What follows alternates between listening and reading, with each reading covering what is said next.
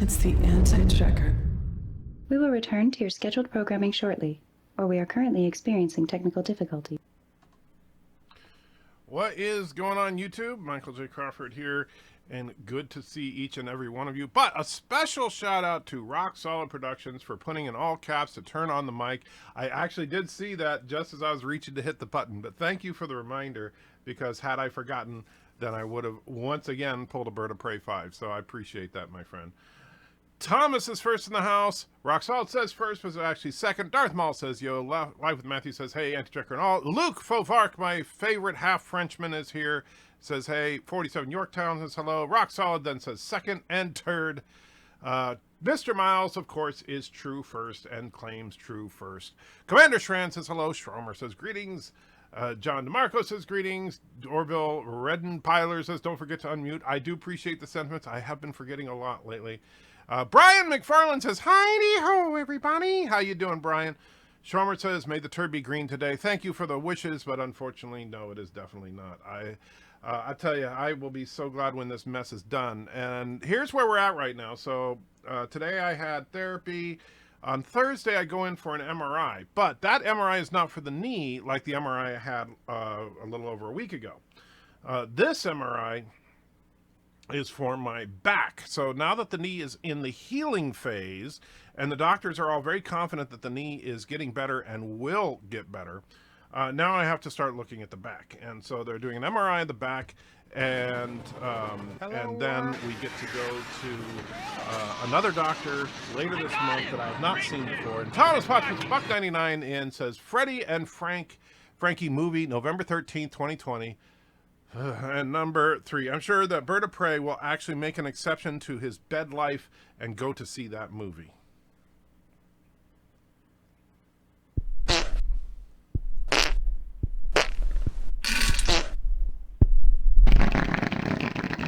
There you go, a classic. And thank you, Thomas, for kicking us off with that. So on the 19th, boy, I'll tell you, the 19th and 20th, it's going to be crazy for me, those 2 days, because here's what's going to happen. On the 19th at 8 o'clock, 8 o'clock in the morning, I have to see this new doctor. I can't remember his name. I'll butcher it if I try to pronounce it.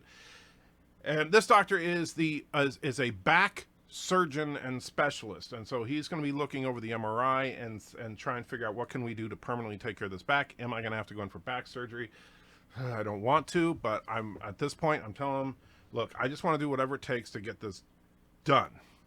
That night at 1 o'clock in the morning, technically it'll be the 20th by then, but at 1 in the morning, me and Mrs. Anti-Checker are going to see The Rise of Skywalker.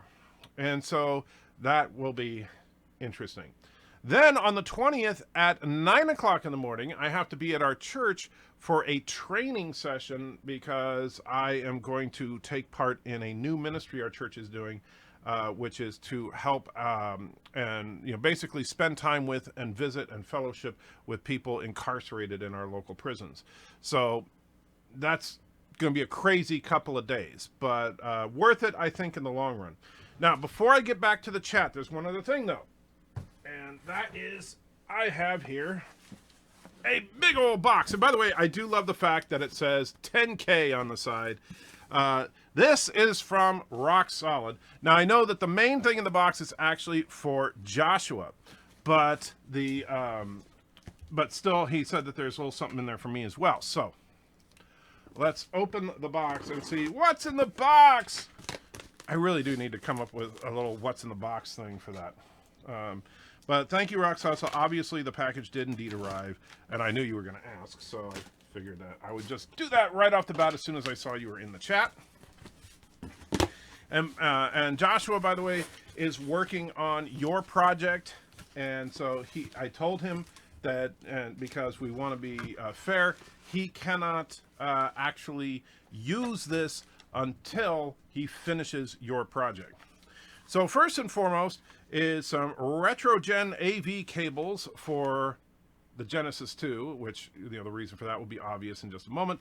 And then let's see what we got. Stuff wrapped in brown paper, because who doesn't love stuff wrapped in brown paper? And so here we have a Sega Genesis controller. I'm sure we can see very quickly where this is going. And for those of you that don't know, Rock Solid is in fact a retro gaming channel. If you have not checked out Rock Solid Productions, you absolutely should. A second Sega controller, although this one looks like it's not an actual Sega controller, but like an aftermarket controller. It's a little smaller and does not have the Sega branding on it. And so toss that over there for right now. All right, so these are kind of cool, and Rock Solid told me about these. So here is a little picture of Rock Solid Productions. Look, it's even partially transparent, right? Ooh. But these are to clean game cartridges with, so very cool. And it has all of the Rock Solid Productions contact stuff. So if you want to follow them on Facebook or Twitter or any of that, all the information's right there. All right, so let's continue. So here's an AV to HDMI converter. All right, and so here is what Joshua is going to go absolutely nuts for. Oh, and here's a couple of, let's see. So we got some more Rock Solid stuff here. Rock Solid business cards. I love your business card, by the way that it looks like a little game cartridge. That is actually really cool. That's a good idea. All right, so put that over here. So this is going to make Joshua go absolutely ballistic. We have the original Sonic the Hedgehog and Sonic 2 for the Sega Genesis. Joshua is going to love that. And let's see, what else? Ooh, a power cord. Can't go wrong with a power cord. Got to have a power cord at some point. A loose cartridge here. Oh, very cool. For, it looks like, a Star Trek The Next Generation game. I have no idea what this game is, so I assume this is what you were talking about for me. So I will definitely be checking that out. I don't think I've ever played a Sega Genesis game that had the Star Trek branding on it, so that will be interesting. Aladdin. Why Aladdin? Why did you put Aladdin in here, Gary? You just trying to get rid of the crap in your collection? Is that what it was? I see how you are. A whole new world. Yes. And more, and boy, there's a lot of brown. You must have a huge excess of brown paper, and here it is. Yes, it's the real deal, folks. An actual, hopefully functional Sega Genesis. And so this is freaking awesome. Now, in addition to that, now this was something I know Rock Solid got at a convention that he was at not too long ago, and got it specifically for me. So thank you, Rock Solid. There's a couple of comic books. We got Fantastic Four and Spider-Man, and then Identity Wars, which I've never actually heard of that one. So that should be interesting. Is it like identity politics in comics? Because yeah, that's a thing. But I see it features the Hulk, Spider-Man, and Deadpool, so I know it's a little more recent than most of my collection. So thank you very much, Rock Solid. I know Joshua will truly get a lot of use out of this. and no doubt wear those controllers down to nothing, where I'm going to have to replace them in just like a matter of days, depending. I don't know how solid Sega Genesis controllers are, but yeah, as quickly as they can be worn down, Joshua will probably wear them down, because Joshua's favorite thing in the freaking world is Sonic the Hedgehog. So, get this paper out of the way so it doesn't drive Auntie nuts. All right. And, all right. So thank you again, Rock Solid, from the bottom of my heart. I do truly appreciate it. I know Joshua does as well. And everybody else can see what an awesome guy you are. And as I said before, if you're not already, if you care about retro gaming at all, you should check out Rock Solid Productions channel. All right, now to the chat. Valor J Omega says, not first, not last, just awesome. Indeed, you are. And yes, since I am already behind, I will be sticking to the stuff that has @AntiTricker in it. The stream title about that tweet from the guy who didn't bother to do his research before calling the Phantom Menace racist, sexist. Yes, I'm glad you mentioned that. So I actually, you know, sometimes when Mrs. AntiTricker is driving me around, since I can't drive yet, I'll get on Twitter and look at stuff, and I saw this tweet from this idiot, I can't remember his name now, something Coffee or something. It's one of those people who obviously has way too much time on their hands and spends a lot of time on Twitter, because I saw they have like thousands and thousands of tweets, and they have like 4,000 or 5,000 followers on Twitter, which I don't know if that's a lot or not, because I'm not on Twitter enough to know. I have a few hundred followers. I don't really, you know, pay that close attention to it. I like putting stuff on Twitter, but I don't know, you know, like what's a successful Twitter channel and what's not.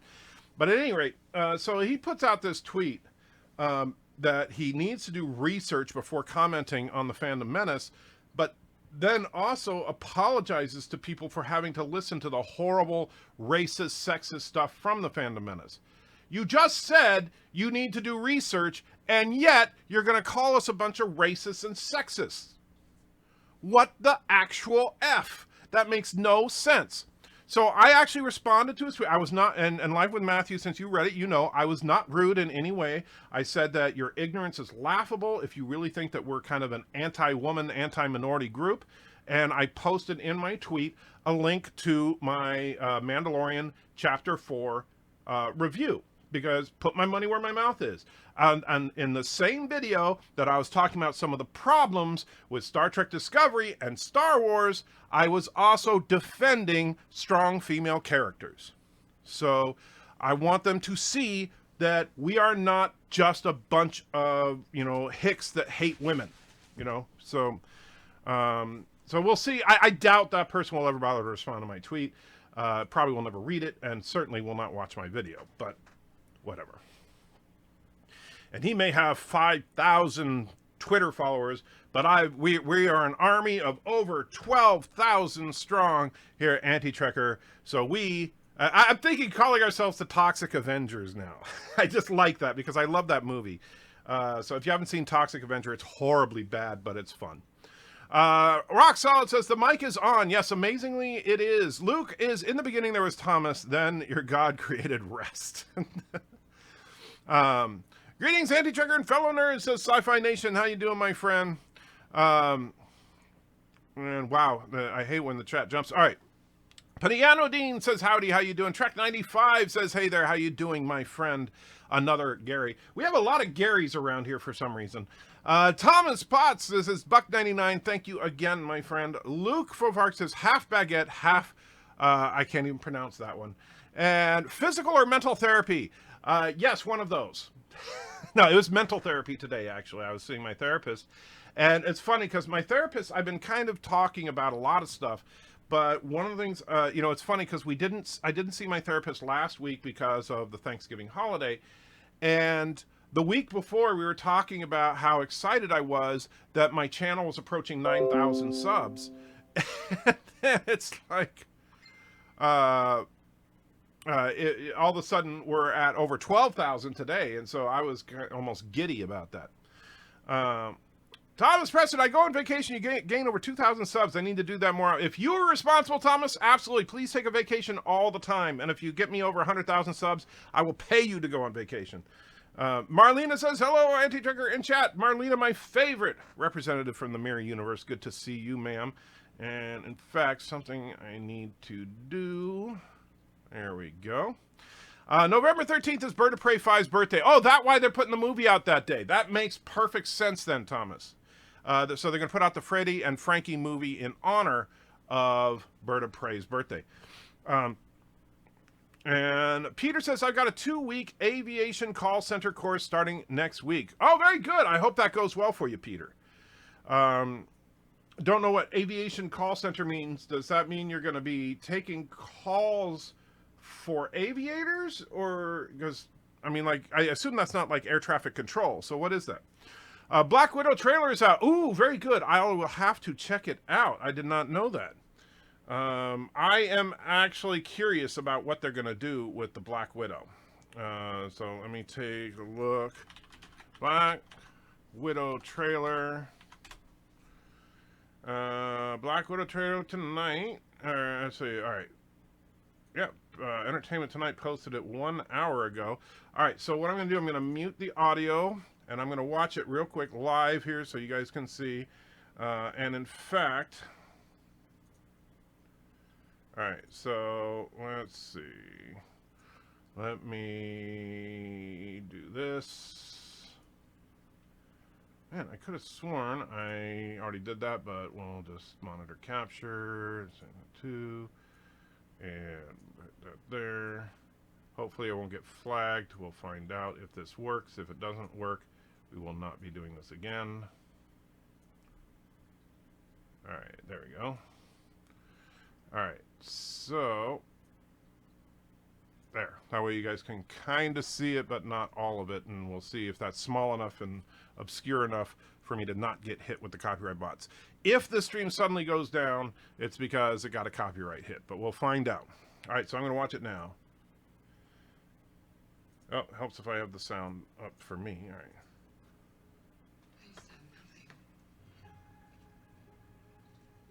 So we got some Red Room stuff going on. And then I got this job. This family. Most of this is, notice most of that stuff that we've seen so far in this is flashbacks from other movies that we've seen. Like her shooting was from, that shot just now of her descending and shooting was from Winter Soldier. And obviously we saw some stuff from Avengers and stuff, so let's see what we're... And she actually quoted the thing about the job from Endgame. But nothing lasts forever.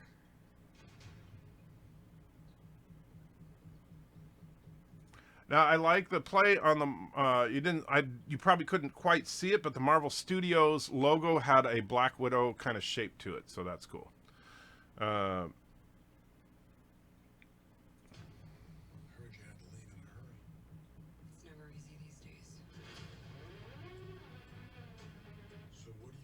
So we got Thunderbolt Ross working with her, which makes sense. I've lived a lot of lives, but I'm done running from my past. I know you're out there. I know you know I'm out here. So we're gonna talk like grown-ups? Is that what we are? So she's talking to someone who is apparently like her. Looks like they're pretty much equals.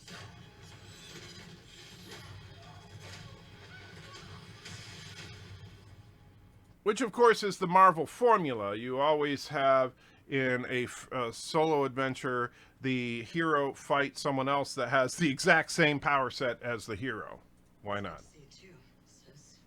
Oh, they're sisters. What brings you home?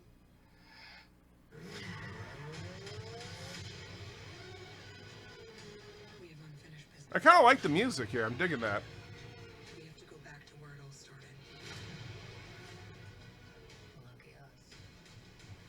One thing's for sure. It's gonna be a hell of a reunion.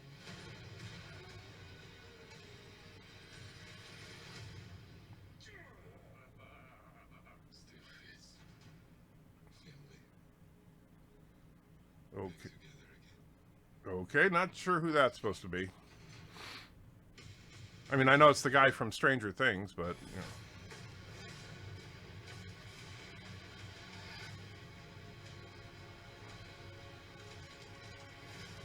Why is that stupid ad popping up? I don't know.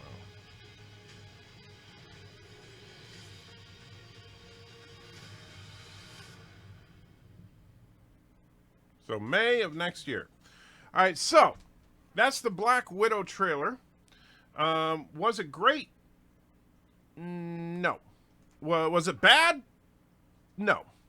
It just looks like it's... Oh, wow, that's kind of psychedelic. Let me turn off there. It just... honestly, it looks like, okay, yeah, Black Widow's in it, but I don't know enough about it to really get excited. So there we go. Roxas says, what kind of training? Army training, sir! Yes, I got the Stripes reference. And Roxas says, woot woot, you noticed the 10K. I did, in fact. Darth Vader says, what's in the box? What's in the box? Well, we already know that. You have solved the box. Yes, I did solve the box. Roxas, he doesn't need to wait. It's all good. Well, I know you say that, Roxas, but no.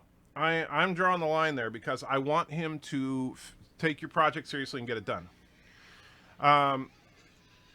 Yosef says, puts €2 in, crossing streams with Laura. It ain't easy. And says, hi, how you doing, Yosef? Yeah, I know Laura was streaming, but you know what? I stream every Tuesday morning, so I'm not going to not do it just because Laura's streaming. And Laura's a big boy, and he's got a big channel, so he's not going to be hurt by me streaming at the same time as him. I mean, Laura's got like 67,000 subs, so I don't think that he should be threatened by me with my little 12,000 sub channel streaming at the same time as him. Now, maybe in a couple of months when I have 100,000 subs, then that'll be a different story. Then, if I'm mad at Laura, I'll make sure to stream at the same time as him. Roxas says, Aladdin was a duplicate, but also it's an amazing game. Seriously, I will check it out. I will take your word for it, but, you know. Nassim Shanbor is in the house, says, hi, how you doing, my friend? Roxas says, it's a functional Model 2 Sega Genesis. That's very cool, man. I really is. And Normal, yes, a Genesis device. Indeed it is. He gave you the brown paper. Yeah, the brown paper was for me. And it was a Southeast Game Exchange. That's, yeah, I knew it was some kind of game conference. By the way, Roxalt, I know you travel to some of these game cons. Do let me know if you're ever in Tennessee, and I will try to hook up with you if you come to a conference in this area. And Darren says, summon a batch. You snuck up on me. Sorry, Darren. Did not mean to do that. Marlena says that's some sweet stuff. Indeed, it is. Oh, one other thing. All right. And let's see. I demand 50 baby Yodas, says Darth Revan. Well, sorry. Not going to happen. And there goes the chat jumping again. I hate when that happens. All right. Live with Matthew says, he's probably called my last review sexist, but I don't care that village is overwhelmingly... I didn't care that village was overwhelmingly female. Just no reason was given to explain why most of the men were gone. Well, you know, that's something I was thinking about. And in some of the comments, I kind of got an idea on that, Life with Matthew. And I think it would be interesting if they actually explored this little in a future episode. I think the reason that the village was predominantly female is actually related to the same reason that the one woman was good with a blaster. I think that the people that are in that village, they lost their men, and in probably some cases their women, during the war, during Last Jedi, or during the Return of the Jedi. That we know that the Battle of Endor was just a few years before this. And we know that at least like the character that hooked up with the Mandalorian in this one was a widow. And she was also pretty good with a blaster. Maybe her husband was a rebel or Imperial soldier who died at the Battle of Endor. And I think that would be interesting to actually get into some of the ramifications of war and showing people that have had to move on after losing people in the war. So I actually think that could be interesting. I don't know if they're going to go that route, but I think that would be cool. And let's see. Trek 95 says, LOL, we could be the toxic turds. Yes. I like toxic Avengers, though, because that's just like, you know, it sounds like a superhero team of toxics. Luke says, hey, Trigger, you don't seem to realize it isn't about reality for them. It's about furthering the cause, no matter the amount of lies they have to say. I do understand that. But I also like exposing that by showing them the truth. If I can say, I don't have to sit there and argue with them about how toxic I am. I can just say, here's my video, and please tell me where I'm being hateful. And they're not going to, of course. They either won't watch the video, or if they do watch the video, they just say, oh, you're just such a hater, without actually mentioning any specifics. But hopefully to the normies, and remember, the majority of people are still normies, even though it doesn't feel that way because it's the extremists that tend to speak up. But the normies that follow these people on Twitter or read their tweets, and then they might click on my video and see, well, wait a minute, yeah, why is he saying they're so horrible? And so that's the idea there. I don't think that Coffee, I think his name, whatever, is ever going to change his mind, right? I think that he is going to think that the Fandom Menace is this hate group, and we all have secret meetings talking about how can we keep women oppressed or whatever. But when the people that follow him click on that link and see the video, or they read the comments of people from the Fandom Menace that are actually being respectful and asking genuine questions, maybe it will change some minds. And so, Odin's Voice Worldwide puts $2 into the super chat. Thank you, Odin's Voice Worldwide. I don't remember seeing you before, so welcome if you are new. And says, breaking news, Khan beats Vader's marries Data. Beats Vader and marries Data. Khan beats Vader and marries Data?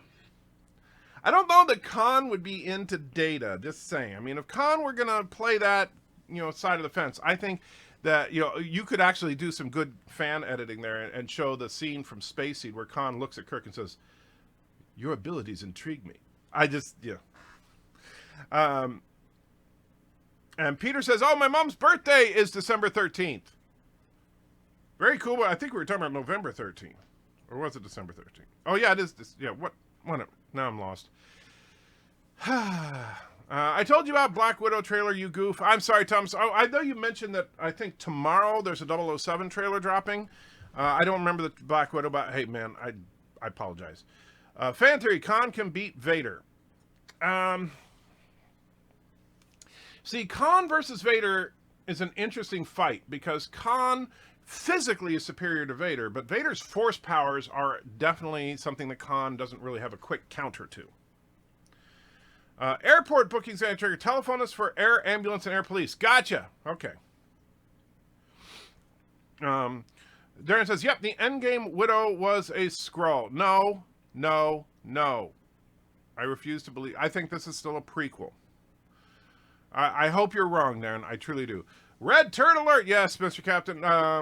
Let's see. Hello, everyone. I'm new here. Found the Phantom Menace on YouTube. Now I'm following the dudes. Hey, Thomas Ramirez. Welcome, my friend. And by the way, and even though, fortunately, the reason I saw your chat is because of Luke, who said, welcome to the Anti-Trekker Show. If you, just so you know, and to anybody who's new around here, if you want me to read your comment, please put @Anti-Trekker in the comment so it'll highlight in orange. It does need to have the hyphen between anti and Trekker for me to see it. And thank you, Luke, though, for saying welcome to Thomas. Peter says, I was about to watch the trailer, Anti-Trekker, then I noticed you. Well, thank you, Peter. And there's Laura's. Wow. Yosef's €2. Thank you. I was trying to say Euro and Yosef at the same time. It came out Lore. That's just, and so of course it says Lore in all caps. So I think just going crazy. Darren says Stranger Things guys is Red Guardian from the Soviet super soldiers. You see, is Red Guardian a later era thing? Because I don't know that one. Let's see. Play a video of Bird or Laura on the view screen. No, I don't want to make people suffer, Mr. Captain. And speaking of which, Bird of Prey is here. So welcome, Bird. I didn't see you earlier. Oh my God, so many hours with insurance, all for nothing. Actually worse than nothing. I have a doctor's appointment in 5 minutes.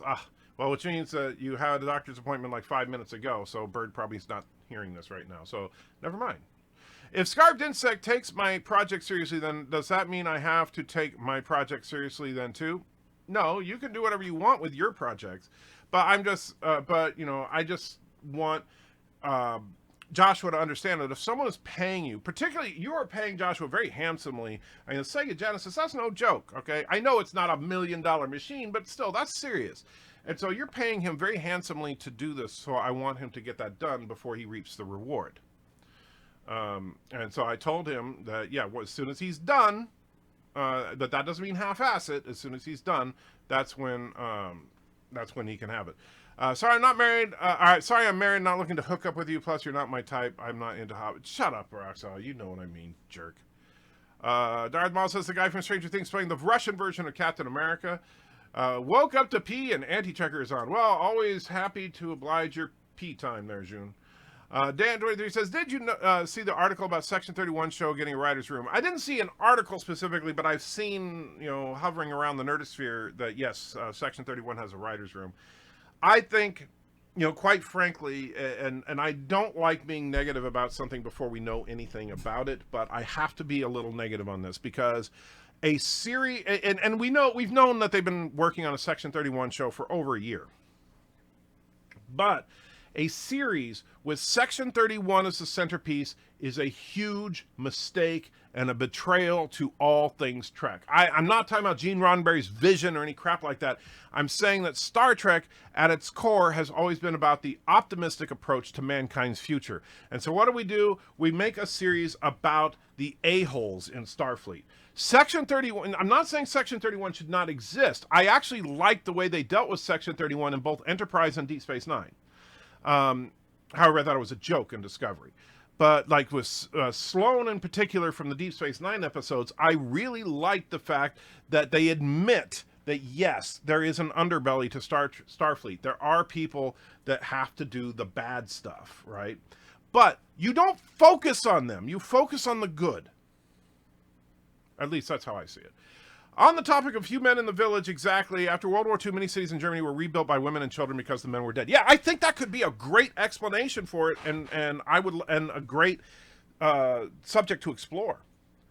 The Dead People server reporting DC Fontana's passed. Oh man, if that's true, a Star Trek Titan has passed, and absolutely, that's sad. Granted, she was definitely not young, and I believe she was the only of the creators of Trek, the 4 people I mentioned, she was the only one still alive.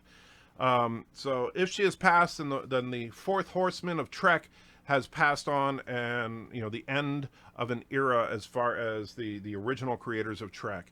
And if you haven't seen my video on it, watch the video called Why I'm Called the Anti-Trekker to know what I'm talking about. There were 4 creators of Trek, not 1.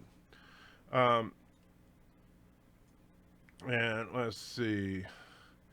And let's see. And Roxaw's being a jerk. Thomas says, remember tomorrow, Jamie Bond, No Time to Die trailer comes out tomorrow. Yeah, we'll see if it's any good. And there's Odin's super chat. Thank you again, Odin's voice worldwide. Doomcock and Nerdrotic are giving lots of bad rumors on episode 9. Well, Doomcock and Nerdrotic, and both of those guys are friends, so I'm not saying anything bad about them. They deal with the rumor stuff. The rumor mill is their niche, right? And same thing when Mecha Random does that stuff as well. That's not my shtick, but I don't mind them digging into the rumor mill, and because both of them are pretty good about always saying these are rumors, so I'm okay with that. But that being said, that's just not me, and that's why I don't do it. Mr. Rano says, Chuck Norris versus Burnham. Well, depends on who's writing. If it's the Discovery Writers Room, of course Burnham's going to win. Google does not say DC Fontana's died. Well, we'll wait and see if there's any confirmation. I hope not, but, honestly, I believe she's in her 80s. If she did pass, it would not exactly be a shocker. But as far as I know, she is the only creator of Trek still alive. Daisy Blossom Barrett says, I do not feel oppressed by the Phantom Menace. Well, that's good, because you shouldn't. The Phantom Menace is not about oppression or anything like that. The Phantom Menace is simply suggesting that we don't like the idea of our great franchises being turned into propaganda for a political agenda.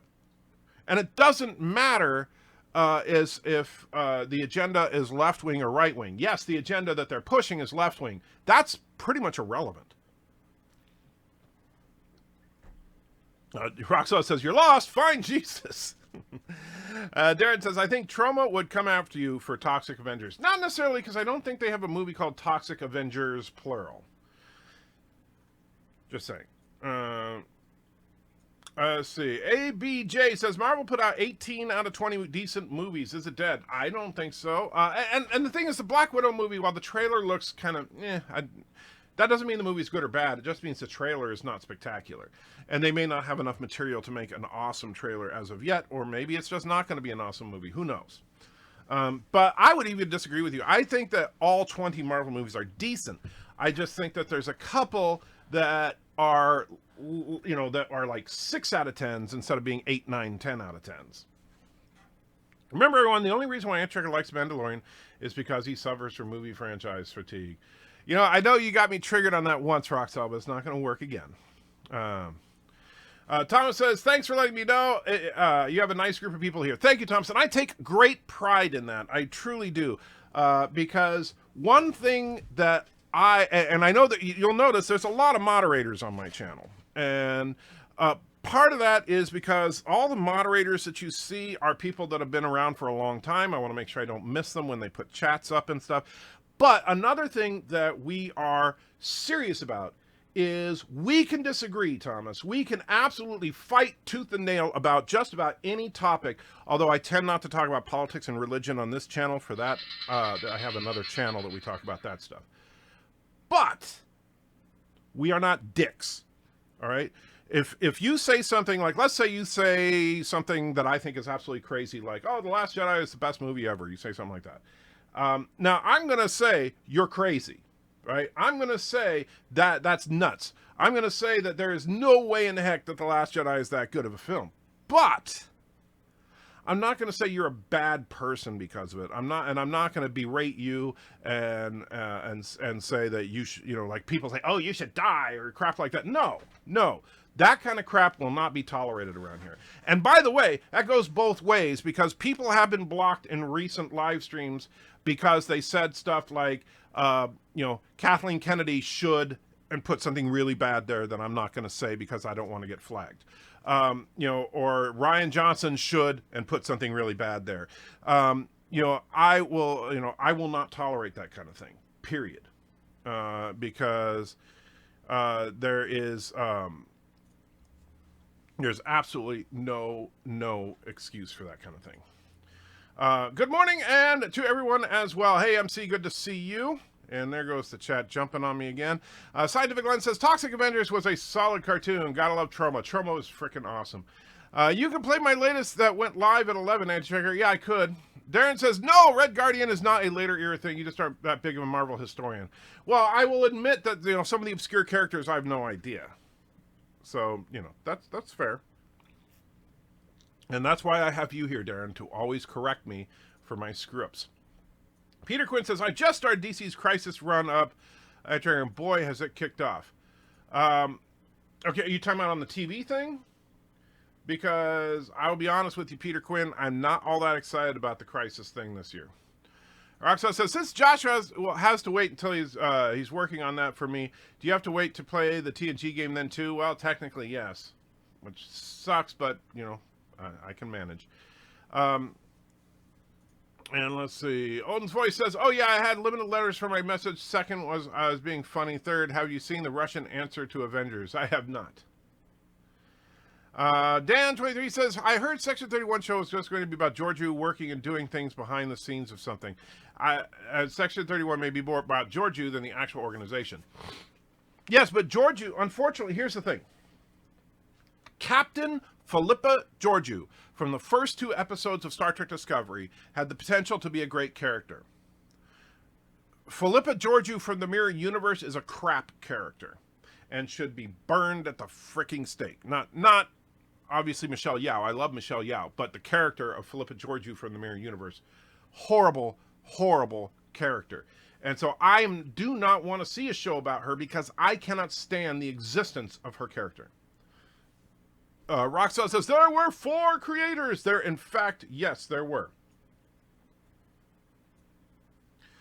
And James says, someone updated DC Fontana that she passed yesterday. Well, very sad. We shall mourn her. MC says, Chuck Norris if he has the beard. Not if the writer's room from Discovery are involved. And her Wikipedia has been updated. Well, Wikipedia, anybody can edit, though. Keeping that in mind. Like, any of us could go to Wikipedia right now and change it and say, oh, actually, she came back from the dead and is a zombie. So take that with a grain of salt. Let's see. Odin's Voice Worldwide says, but dude, Discovery in itself is good, just wrong actress for Burnham. I don't think it's a choice of actress that is the problem. I really don't. I think that there's a couple of problems with Burnham. One is that her character is an absolute Mary Sue. Everybody loves her. She's always right, and even when she's wrong, she's right. It's just, I find her character grating. The other big problem is that the entire show revolves around her. And that's a big mistake. In every prior Trek, it's been an ensemble piece. Yes, you usually have 2 or 3 main characters. Like, obviously, in the original series, it's Kirk, Spock, McCoy. In Next Gen, it was really, Picard, Riker, Data were kind of the big 3. But the thing is that, and actually the most ensemble-ish of them was probably Deep Space Nine. But Star Trek is meant to be an ensemble piece. It's meant to be an exploration of humanity. It's not meant to be a propaganda story about just pushing an agenda and making the Klingons into Trump supporters and crap like that. Hey, Ed Sugar, was there any TOS episode that deserved an awesome follow-up episode? The Doomsday Machine.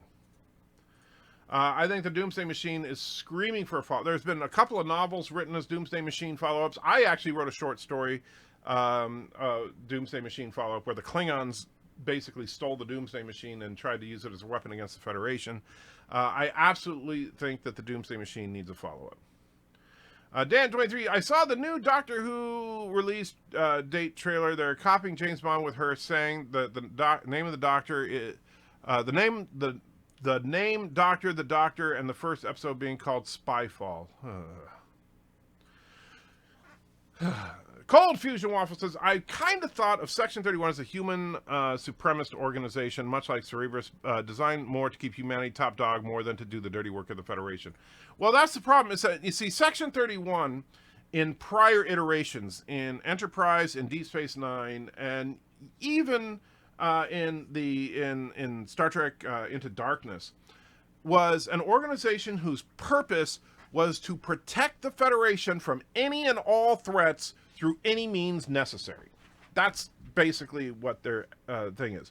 However, in Star Trek Discovery, yes, they seem to be a human supremacist organization.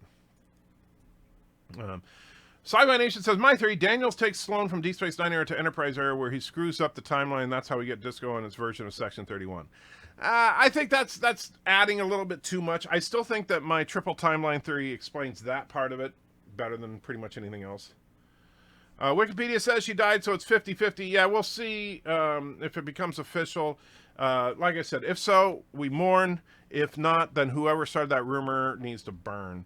How crazy would people go if they switched Charlie's Angels to 3 dudes? Oh, yeah, that would be bad. Dan says, is Black Widow a prequel? A lot of people say yes. I don't know for certain. I believe it is. And I think it takes place in between the snap and the blip, which I think calling it the blip was stupid. But in between, during that 5 years later that we got in Endgame, I think that's when it takes place. Darren says, Trauma would come after you if Toxic Avengers caught on and got big enough to the same way Marvel would come after you for the Incredible Hulks. Fair enough. DC did pass on Anti-Trigger yesterday. David Gerald told me. I'm not sure who David Gerald is, but I will take your word for it. DJ says, I'm not a moderator. Check again, DJ.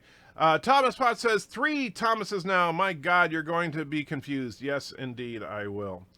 Roxal says, DJ, obviously you're one of my moderators. Yeah. Roxal says, did Anchor just admit I'm not a dick? Take it back. Okay, everybody except for Rock Solid. And let me double check, make sure that's not something critical there. No, doesn't look like it. All right. And let's see where. Oops, hold on. I'm gonna go crazy. All right. Darth Maul says Wikipedia shows DC passing too. Yeah, a couple people said Wikipedia does, but Wikipedia I take with a grain of salt. Thomas Ramirez says, "Ain't cool. I like the vibe here, and it's good to have a good source of info for what's going on with Star Trek." Yeah, and you know what? What we talk about, what has happened, we talk about what is official. As far as rumor and speculation, I would highly recommend, if you're into that kind of stuff, I would highly recommend Nerdrotic, Doomcock, and Mecha Random, Midnight's Edge. Those are all great channels for that stuff. And they're all personal friends of mine, so I am biased. And by the way, if you like Midnight's Edge, I appear on Midnight's Edge After Dark every Wednesday night. Carlo is in the house. Society Trekker, Toxic Avenger. I love trauma films. Nuke 'em high. Yes. Peter says, yes, DC TV. Okay. Yeah, I honestly, I'm not that thrilled about, because I liked the first couple of seasons of The Flash. I loved the first couple of seasons of Arrow. I actually even liked some of Gotham, but other than that, it just both Arrow and Flash became wash, rinse, repeat, and now it's all like, oh, do any of the shows not feature a gay character at this point? I'm just saying. Yosef says, so my wife must be Mary Sue. She is always right, especially when she's not. Well, that's because she's your wife, Yosef. That's different. Carlos says, there's never anyone on the anti-server in the morning UK time is so lonely. Yeah, it's unfortunately it's kind of fizzled out a little bit, and part of it is my fault. I totally take blame for that, in that because of the recent surge in channel growth and stuff, I've had to focus all my attention on the channel. I haven't had time to play Space Engineers as much as I love that game. So what we may do is, I may do a little push on the channel to get some more people involved, but then we'll overload the server. So it's kind of a catch-22. Super Blabberpuss says, David Gerald announced Miss Fontana passing also. Yeah, very sad, but yeah, what can you do? Death is a natural part of life, as Yoda would say. Juan is in the house. As entry, when I saw the first episode of STD Trek, I felt like I was watching someone's bad Mary Sue fanfic. Yeah, I'll tell you, the fact that we start out with basically Georgiou talking about how awesome Michael Burnham is, and then Michael Burnham pushes the science officer aside so she can out-science the science officer, and then she's the only person that's qualified to fly out to the asteroid, and then despite the fact that she's been doused with deadly radiation, she's going to come onto the bridge to save everybody, and then she disobeys orders to try and attack the Klingons, but then because she failed in her mutiny is the only reason we got to... yeah. There's a video game where the Klingons steal a doomsday machine and try to use it on the Federation. Well, I think they did something like that in Star Trek Online. And let's see. Doomsday machine, was that the indestructible autonomous neutronium cylinder? Yes! Larry says, DC Fontana passed away. Apparently, yes, which is very sad, but, it's inevitable. Off topic, I missed the A-Team. No matter what the bad guys didn't die, the writers had a great fun having crazy catches, even falling out of a helicopter off a cliff and still walking away. Yes, the A-Team was a stupid fun show. It really was. And by the way, someone on Twitter posted, I watched it this morning and it was actually kind of funny. They posted an A-Team trailer with clips from The Mandalorian. And so you're hearing that dun dun dun dun dun dun as you see the Mandalorian go,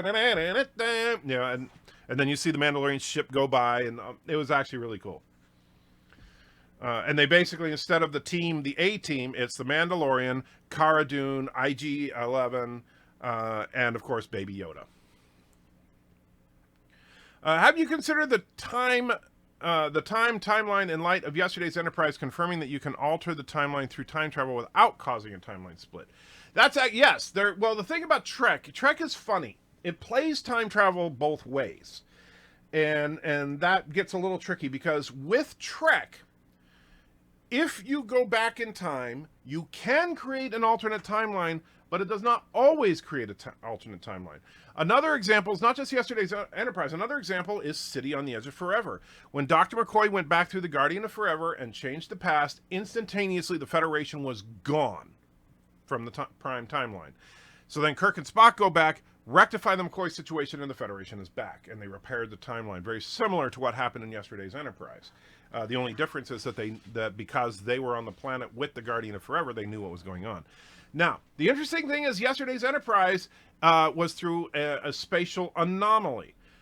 So you could say that the Guardian Forever and the spatial anomaly, maybe they have a similar method of time travel. And so there's certain types of time travel that will cause alternate timelines and other types will not. Let's see. There's an official release from AFI regarding DC Fontana's passing. Oh, man. Well, thanks for the sad news, Rock Solid. I do appreciate it, but it is sad. And Peter says, in my inbox, the DC Death Notice. Thank you. Peter says, David Arid wrote The Trouble with Tribbles. David Harry wrote, oh, yes. David Jarrett. Okay. Yes. So now I know who you're talking about. It took me a minute. Scientific Lens says, off topic, I was looking for the Rational Roundtable channel and a video of yours harassing a security guard popped up. I wasn't harassing a security guard. The security guard harassed me. And yeah, that was a long time ago. Greetings, brother. Only 16 days till the greatest Star Wars movie of all time ever.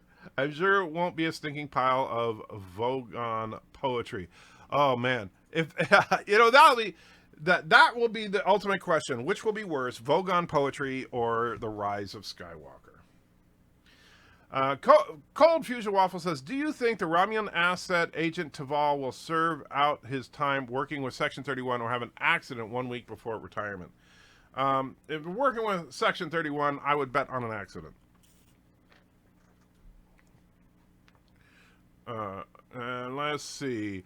So for the record, Anti-Trigger gave DJ Odyssey a wrench before Mr. Miles. Now, Mr. Miles has the ultimate wrench. You guys are forgetting about that. Dan says, apparently Michelle Yeoh wanted to do Section 31 before Discovery was even made. I know. She's on board with it. And here's the thing.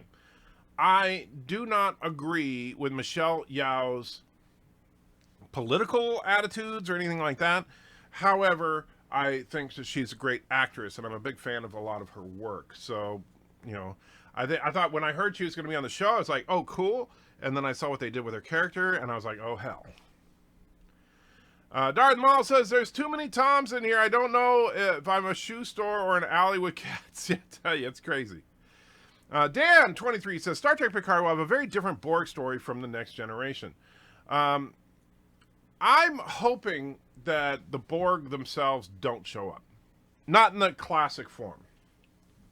I still maintain that the Borg Collective was destroyed in the Voyager episode Endgame. Meh, Doomsday Machine, terrible episode, says Rock Solid, because Rock Solid is a dick. Darren says, since nobody actually called the Planet Killer the Doomsday Machine on screen.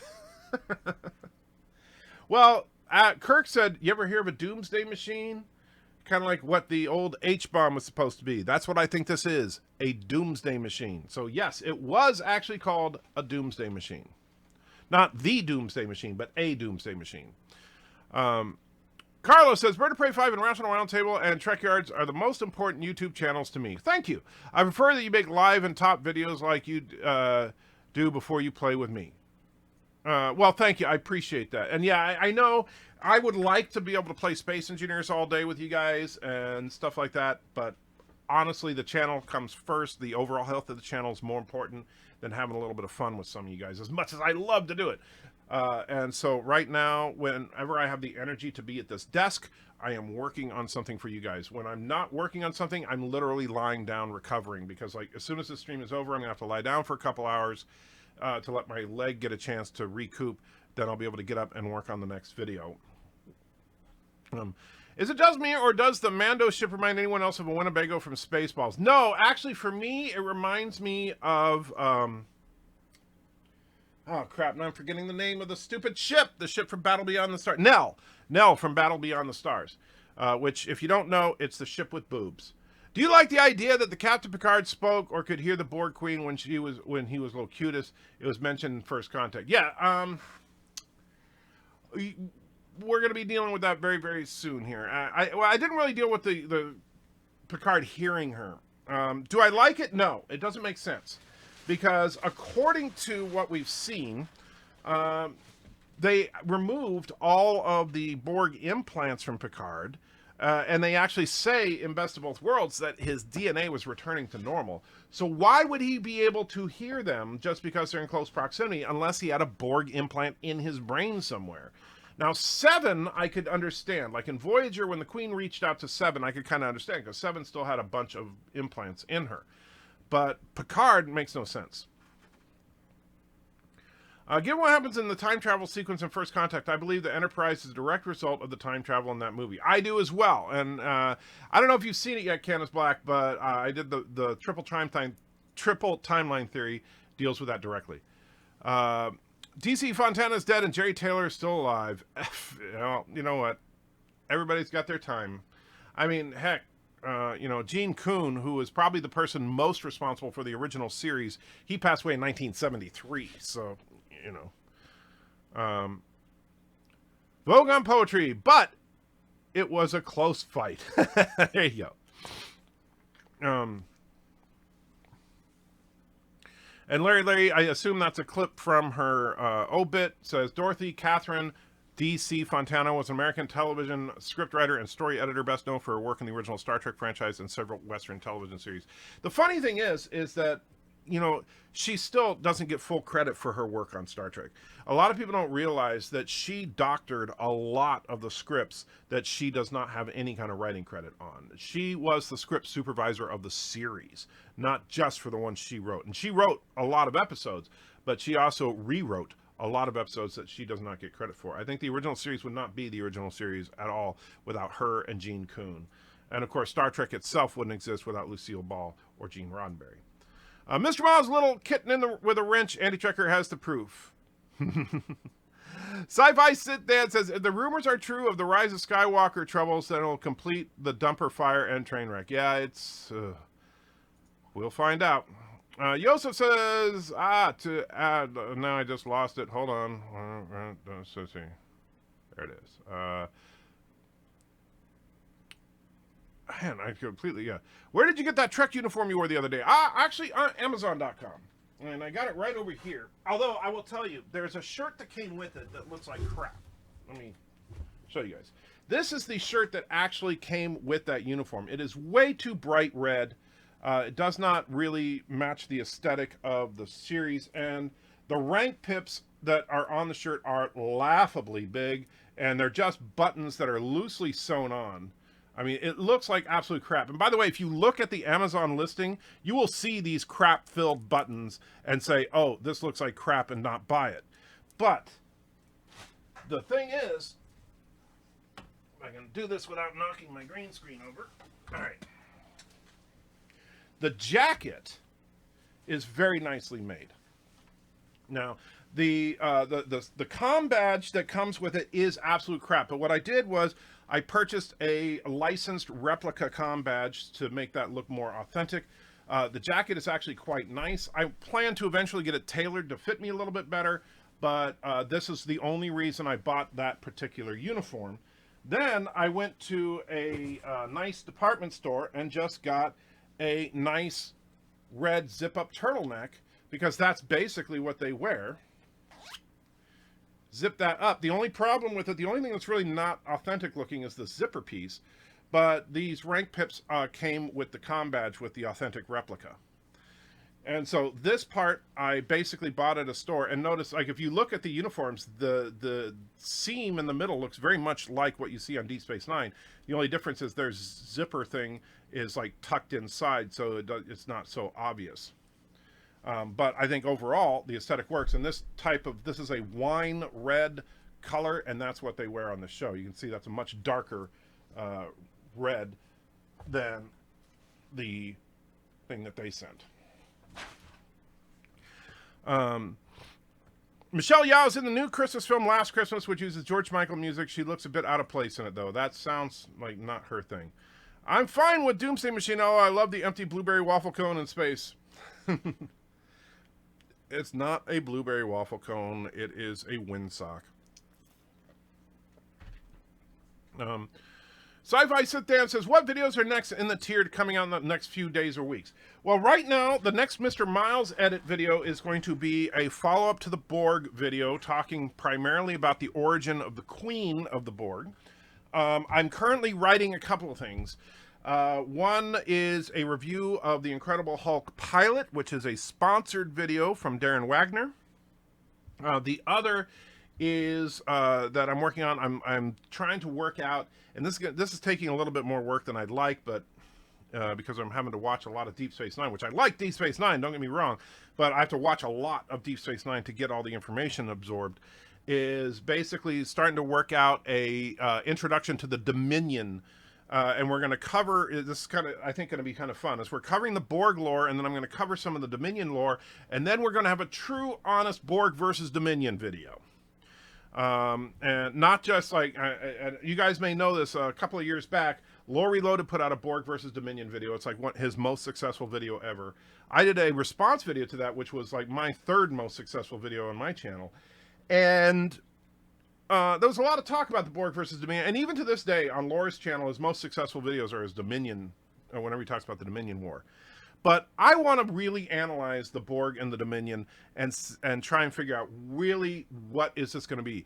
We're going to compare the Jem'Hadar to drones. We're going to compare the Queen with the Founders. We're going to compare, the Dominion tech versus Borg tech, the whole 9 yards. And so I think that's going to be fun. And then we may actually do some stuff like we're talking about doing like some versus videos in the future, where we talk about, okay, so the Borg versus the Empire, or the Federation versus the Goa'uld and stuff like that. There are Borg resistance which are disconnected from the hive mind, which is shown in Star Trek Voyager season 7. Yes, those were people that were remnants of Unimatrix Zero. They basically had a mutation in them that allowed them to disconnect from the hive, and then that kind of went nowhere. Enterprise, direct result of first contact. Indeed, Peter Quinn. Carlos says, I would hope that you, Bird, and Trek Yards make a living on YouTube. You decent people that deserve a job you enjoy and can be honest about what you think, not join a bandwagon. Well, thank you. And you know what? First of all, Captain Foley and Commander Cockings of Trek Yards, they do basically make their primary living off of YouTube, and I'm glad that they do. Trek Yards is a phenomenal channel. It's, some people hate on it because it's not exciting.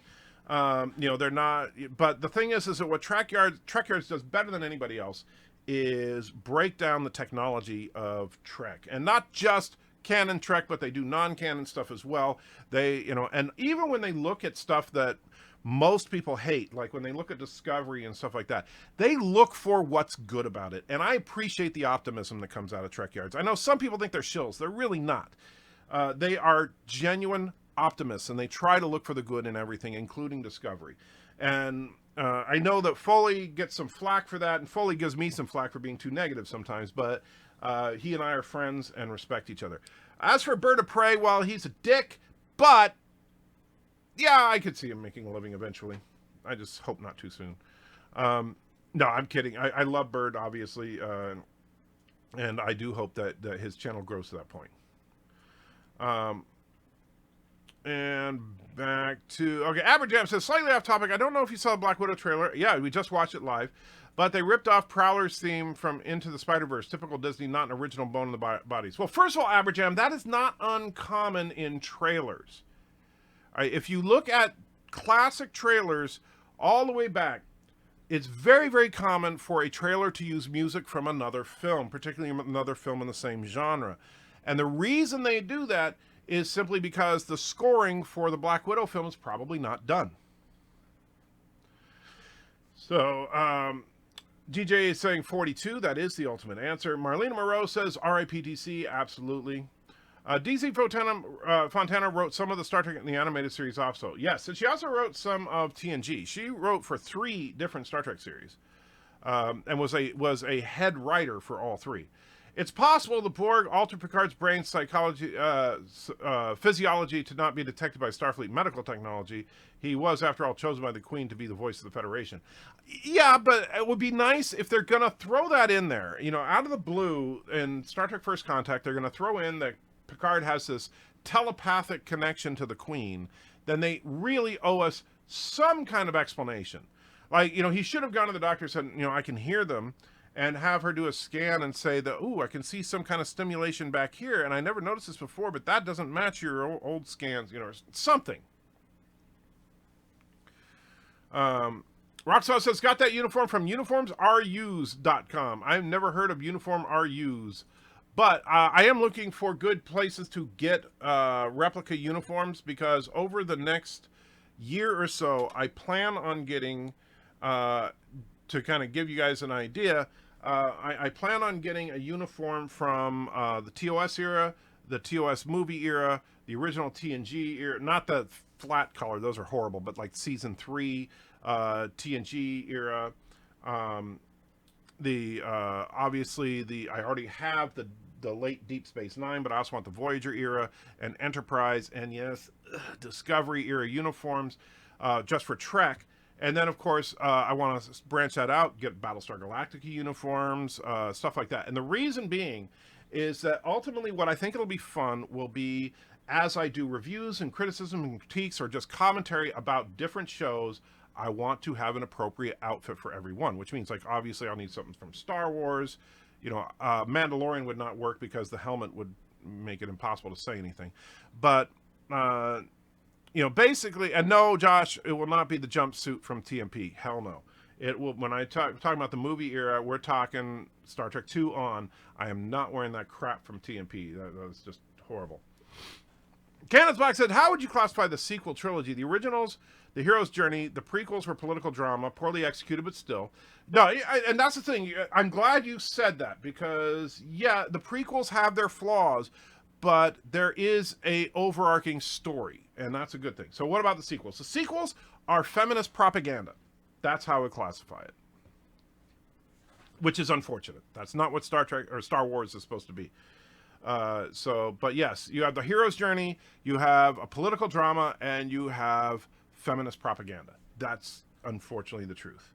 And it's just the way it is. The Planet Killers theme is hilariously similar to the Jaws theme. With that dun it, dun it, dun it, dun it. I don't think that they're that similar. Just because you have a 2-note thing there, I don't think that it's that similar. Can you get a smaller thing for the zipper? I probably can, but I'm not an expert on that. But yeah, I probably will eventually. I noticed some TNG season 1 and 2. I think 3, Wesley Crusher had a silver comm badge. I'm not 100% sure, but yeah, I'm going to have to get a round comm badge, obviously, for the TNG uniform and stuff. But I want to find, and if any of you guys know about a good place to get genuine replica Starfleet uniforms that aren't, like, ridiculously expensive. There is one place that I found that does replica Klingon armor that looks like screen quality, beautiful, and eventually I'd like to get it, but a complete set of the armor would be like $1,000, so that's not going to happen anytime soon. Not unless we hit 100,000 subs by the end of this month. Roxall says DS9 is the best Trek series ever. I would go so far as to say that it's the best post-TOS Trek ever. I love me some Deep Space Nine. I noticed TNG stopped using the Type 1 Star Trek phaser at the end of Season 2, but then in Season 5, episode the game, Wesley Crusher used one. I didn't notice that, but yeah, those ones from Season 1 and 2 were kind of clunky looking. It is my contention that the Borg would not assimilate the Jem'Hadar due to their genetic addiction to Ketracel White. I would agree with you on that. I don't think that the Borg would want to assimilate the Jem'Hadar because they do have an inherent flaw. And so it would come down, as far as drones versus Jem'Hadar, that will come down to combat, because there's no need to assimilate them. Do you remember the brand of the official comm badge on your jacket? Is it LMX? I can take a look. Hold on. Because I'll look at the order. Give me just a minute. But it is a very nice looking comm badge, I gotta say. Wow. Oh, one of those stupid crap things. Somehow, let's see. Know where that came from. Alright, and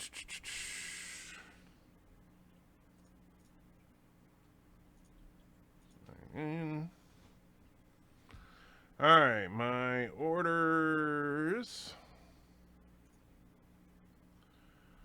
Alright, so it is made made. Where is the brand? I don't even see the brand on it. It just Voyager Starflame 6-piece metal set by Filmwelt in Berlin. Filmwelt is the company that made it. And this is it right here. This is what I actually purchased right here off of Amazon. And you can see it comes with the rank pips, and it comes with a black pip as well, so you can make any rank you want, and the Voyager comm badge.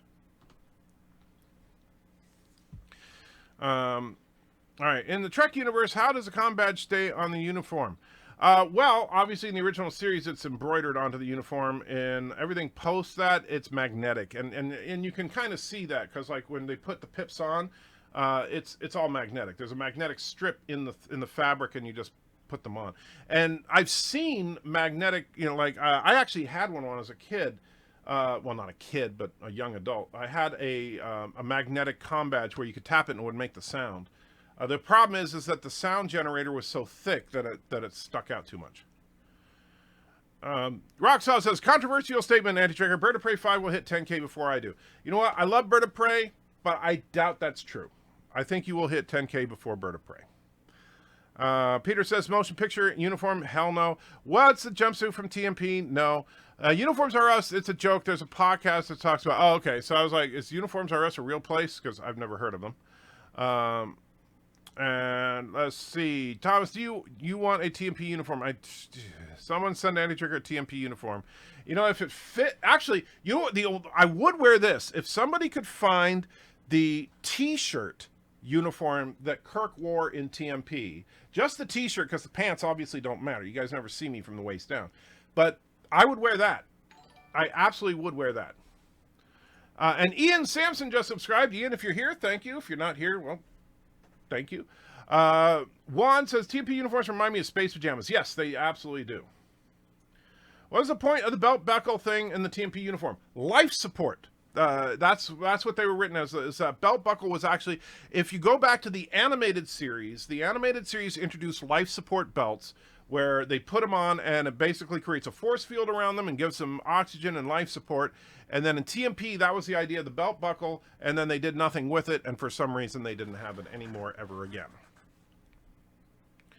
All this sci-fi theory about Picard lasting effects of assimilation can be found in the last scene of Best of Both Worlds 2. He has a long road to recovery and is more with PTSD, not physical. Well, here's the thing, Darth Maul. PTSD is a real thing, but PTSD does not give you telepathy. Just saying. Shorman says, once in a while, just to drive the Herman Schmeckelbecks crazy for a Star Wars review, wear a Trek uniform, even mention that you got it especially for the review. That would be fun. Billy Russo says, have to agree with you on your Star Wars thoughts. Thank you, Billy. Luke says, my first impressions on First Contact were that Picard wasn't telling anybody because he feared he would be removed from command at a critical time where his link to the Borg could help. He was already removed from the battle. And, I remember he said at some point that he could hear them, but I couldn't remember if it was before or after the battle. But, and that could be Luke, but we still needed an explanation. If they're going to give him this mental connection to the Borg, you can't just do that without explaining it. The only filmmakers allowed to reuse music are Roger Corman and Danny Boyle. But here's the thing. And Battle Beyond the Stars theme is actually an original song. Now, the 28 Days Later, I think, is a reused one, but I think the Battle Beyond the Stars theme is an original song. I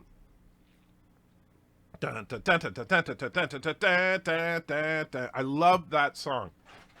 That is actually Roger Corman's absolutely best film.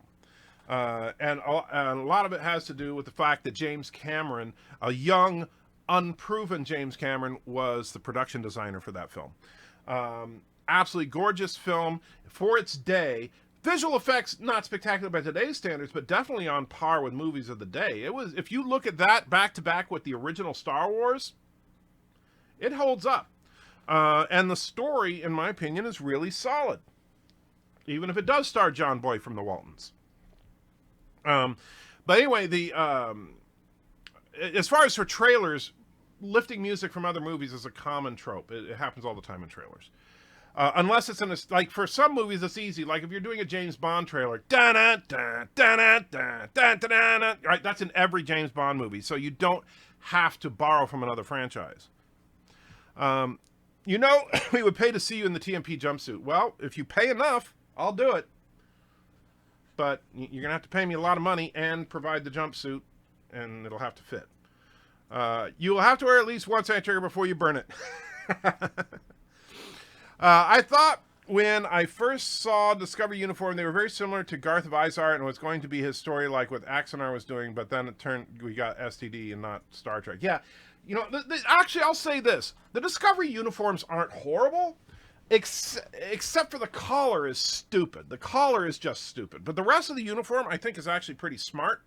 However, it looks more like an evolution from Enterprise as opposed to a pre-evolution to TOS. Now, the colors, when they bring in Pike and Spock and Number One wearing the traditional colors, okay, I can see it. But again, the collar, stupid. Fix the collar, and I would be totally on board with those uniforms. Are you going to use bridge sets with your uniforms and new yes, that's the idea, is that I want to get every bridge possible. That's going to be a real challenge as well, is to find a good, clean, like this picture took me a long time to find. But to get a good, clean picture of an empty bridge for each of the shows, each of the franchises and stuff, that I can use as a background. It has to have something for the anti-cam and at least one or two other spots. Let's see. Wear Shatner's TMP uniform and tell him the difference between you and him is that Sci-Fi Nation actually makes it look good. Okay. Larry says, my mom made my TOS uniform decades ago. Oh, my mom made me I had a blue TOS uniform that I wore every day to school forever. I had my hair after I hit puberty, my hair went all curly. But when I was young, my hair was straight, so I had it cut into a Spock haircut. Yeah, I was hardcore. Do you like that they have new phasers right at the beginning of Star Trek 3, The Search for Spock? No, not a fan of that. They should have used the same props as Star Trek 2. I think that changing the phasers between 2 and 3 was a mistake. I found a site, custom model company that make authentic naval ships. My boat would cost minimum $869 with a 6-month wait time. Well, but that's not bad, though, Darren. For a custom model, that is not bad, depending on the size of it. But, you know, if I would do it, if I had served on a naval vessel, I would do it. I would pay not to see Anti-Checker in Leia's bikini. Well, don't worry. Well, you know what? Yeah, that'll probably never happen. That flaw is actually easily corrected in all other respects. The Jem'Hadar would make highly useful drones. Well, the thing is, though, is that do the Borg want to take the time to repair them? Luke says actually the Borg would assimilate the Jem'Hadar for their genetic material. They would just isolate their dependency from Capture-Cell White. Well, I think what they would probably rather do than... I don't think that they would want to assimilate the Jem'Hadar. I think they would want to get the Jem'Hadar cloning tech. And that's very easy. They could assimilate a cloning facility and then see what they did to add the dependency and not add it. Cinnamon says, I'm done diving. Well, that's good. Did you use Bird of Prey's Amazon affiliate link to order that comm badge? I use Bird of Prey's Amazon affiliate link whenever possible. I like Kirk's green outfits the most. I do too. I would like to get one of those. Though actually, it's funny. The one I ordered one TOS shirt from a person on eBay. I want to see how it looks. And because it wasn't too expensive, but I ordered a red shirt because I sit at Scotty's station here, and I just thought that would be fun. But I would like to get the green wraparound that Kirk wears. I really do like that one. Peter says, go on Anvoris for uniforms. I've never heard of them, but let me do a quick search here. Anvoris. Or I'm just copying it from the chat because I don't know how to pronounce that. Let's see. Here we go. Okay, so let's see. We'll go over here to screen. So, Star Trek, Star Wars, and all that. So, let's see what they got in stock. What do you have in stock? Well, let's see. They have women's, original series uniforms. They have J.J. Abrams uniforms. Yeah, it looks like they're kind of limited. I mean, they have short sleeve shirts, but that's not really, so that's not a real uniform. The black one is like, that's the cadet uniform from Star Trek 2009. So they make some good quality stuff, but yeah, they don't have any of the classic stuff, which is kind of disappointing. The ties are kind of cool, but again, that's not really replica stuff. Yeah, I like the Imperial tunic, but that's for women. They don't have an Imperial tunic for men, of course. They do have the Luke Skywalker Bespin jacket. That's kind of cool, but without the markings, it wouldn't be too obvious what that is. Yeah, I gotta say, cool stuff, but they don't have TOS for men, which sucks for me. They had magnets when you were a kid, Antrigger? Wasn't everything just little pools of goo? I still have that sound making TNG communicator you're talking about. The chirp sound was also not that great, but it was fun, yes. Vimeo offering 25% Video Business Pro plan that expires in 10 hours. Dang, I wish I had the cash for it. Because you read my member, you know I want to get that Vimeo Pro account. But I don't have the cash right now. If I did, I would do it. We'll have to do a telethon for the next 10 hours, but yeah, not going to happen. Although I'm guessing they're going to probably go on sale again before Christmas. You don't get to see the TMP phaser much in that film. True, but I saw the season 1 TMP phasers look like hair dryers to me. Lily Purdura, I can't pronounce that, says, I'm here on the order of Lore Reloaded. I comply. Hi, Ed Trigger. Hey, if Lore is still streaming, tell him I said hi. That's awesome. Wow, we have 108 people right now. That's crazy. So, yeah, and I see Jan says, Lore Reloaded says hi. So either Lore just and Charles says, Lore Reloaded says hi. So all of you that are saying hi from Lore, if Lore is still streaming, absolutely say hi back to him. Lore and I are, of course, good friends. And and of course here, well, no, I was going to do something really mean and show one of my Lore super chats, but I won't do that. But thank you all if you've stopped by to say hi from Lore. Let's see. Roxanne says, H.R. he tells Deanna on the bridge I can hear them when they're in sector 000. Yeah, or 001, I believe is what you mean. Right, he tells Deanna that he can hear them, but then there's no explanation as to why he can hear them. That makes no sense. And so, honestly, yeah, that's not cool. Dan23 says they don't mention it, but maybe that something got absorbed into the bloodstream, and that's what gives Captain Picard a connection to the Borg. But you see, that's the problem. They don't mention it. They should. Something like that is serious enough to where you absolutely need an explanation. You don't give somebody psychic powers and not explain it. Now, I think the best explanation is he's Professor X, but that's, a whole other thing. Vinny D says, thank you for looking up the Amazon order. The old Sears catalog had carried a replica comm badge. It was $29.99. I wanted it for Christmas as a child, but my parents did not get it. Well, your parents are dicks. No, I'm kidding, Vinny. Just kidding. I'm sure your parents are wonderful people, but they should have gotten it for you. Average Ed says, yes, the BBTS theme was original. Oh, Battle Beyond the Stars, yes.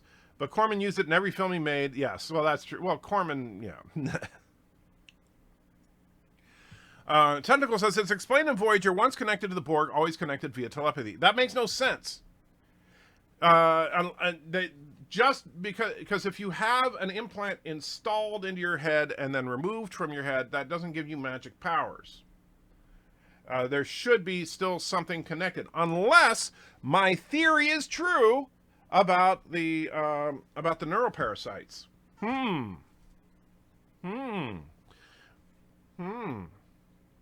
CP says, Laura coerced me into saying hi. Well, thank you, CP. I appreciate it. And Captain Morani says, Laura Reloaded says hi. Thank you. Wow, getting a lot of Laura says hi in there. I know that was from a few minutes ago, so I apologize for if you guys wondering why I took so long. Where are the fishes? No aquarium live feed. No, the light in my aquarium is busted, and so right for the time being, I can't show the fish until I can get that fixed. And I can't fix it right now because of my bum leg. Whoa, there goes the chat jumping again. Sorry. But John DeMarco says, problem with the Discovery uniforms, in addition to the colors, the division colors are way too close to easily tell the difference. I agree there. The silver and gold trim, that's, yeah, a bit much. What is the origin of the Herman Schmeckelbeck trope? Well, that goes back a little ways, where I can't remember. I was trying to think of a name for someone that was a dick, and I came up with Herman Schmeckelbeck, and it just kind of stuck. So Herman Schmeckelbeck is basically forever the world's biggest dick. Owen's Voice says, hey, Trigger, Discovery literally stole uniform designs from a little-known series called Space Rangers in the early 90s or late 80s. I don't think I've seen Space Rangers, so that might be why I don't know that. Jedi Bunny says, Spock haircut. Now, that's commitment. Absolutely. When I was a little kid, I was 100% committed to it. So you really did get the hell beat out of you when you were in school, didn't you, Anti-Trigger? Every day. I was the kid that was getting, thrown headfirst into the garbage can. I was the kid that was getting beaten up behind the, behind the softball court. I was the kid that was constantly being picked on, harassed. Yes, I was bullied for real. And that's why I get so effing pissed off at this modern cyberbullying, gotta kill myself because someone said something bad about me on Facebook thing, because bullying is getting the crap beaten out of you every effing day for years on end. Bullying is like, oh, thank God it's summer so I can have 3 months without getting beaten up every day. Don't give me this crap that, oh, he said I'm fat on Facebook, now I gotta kill myself.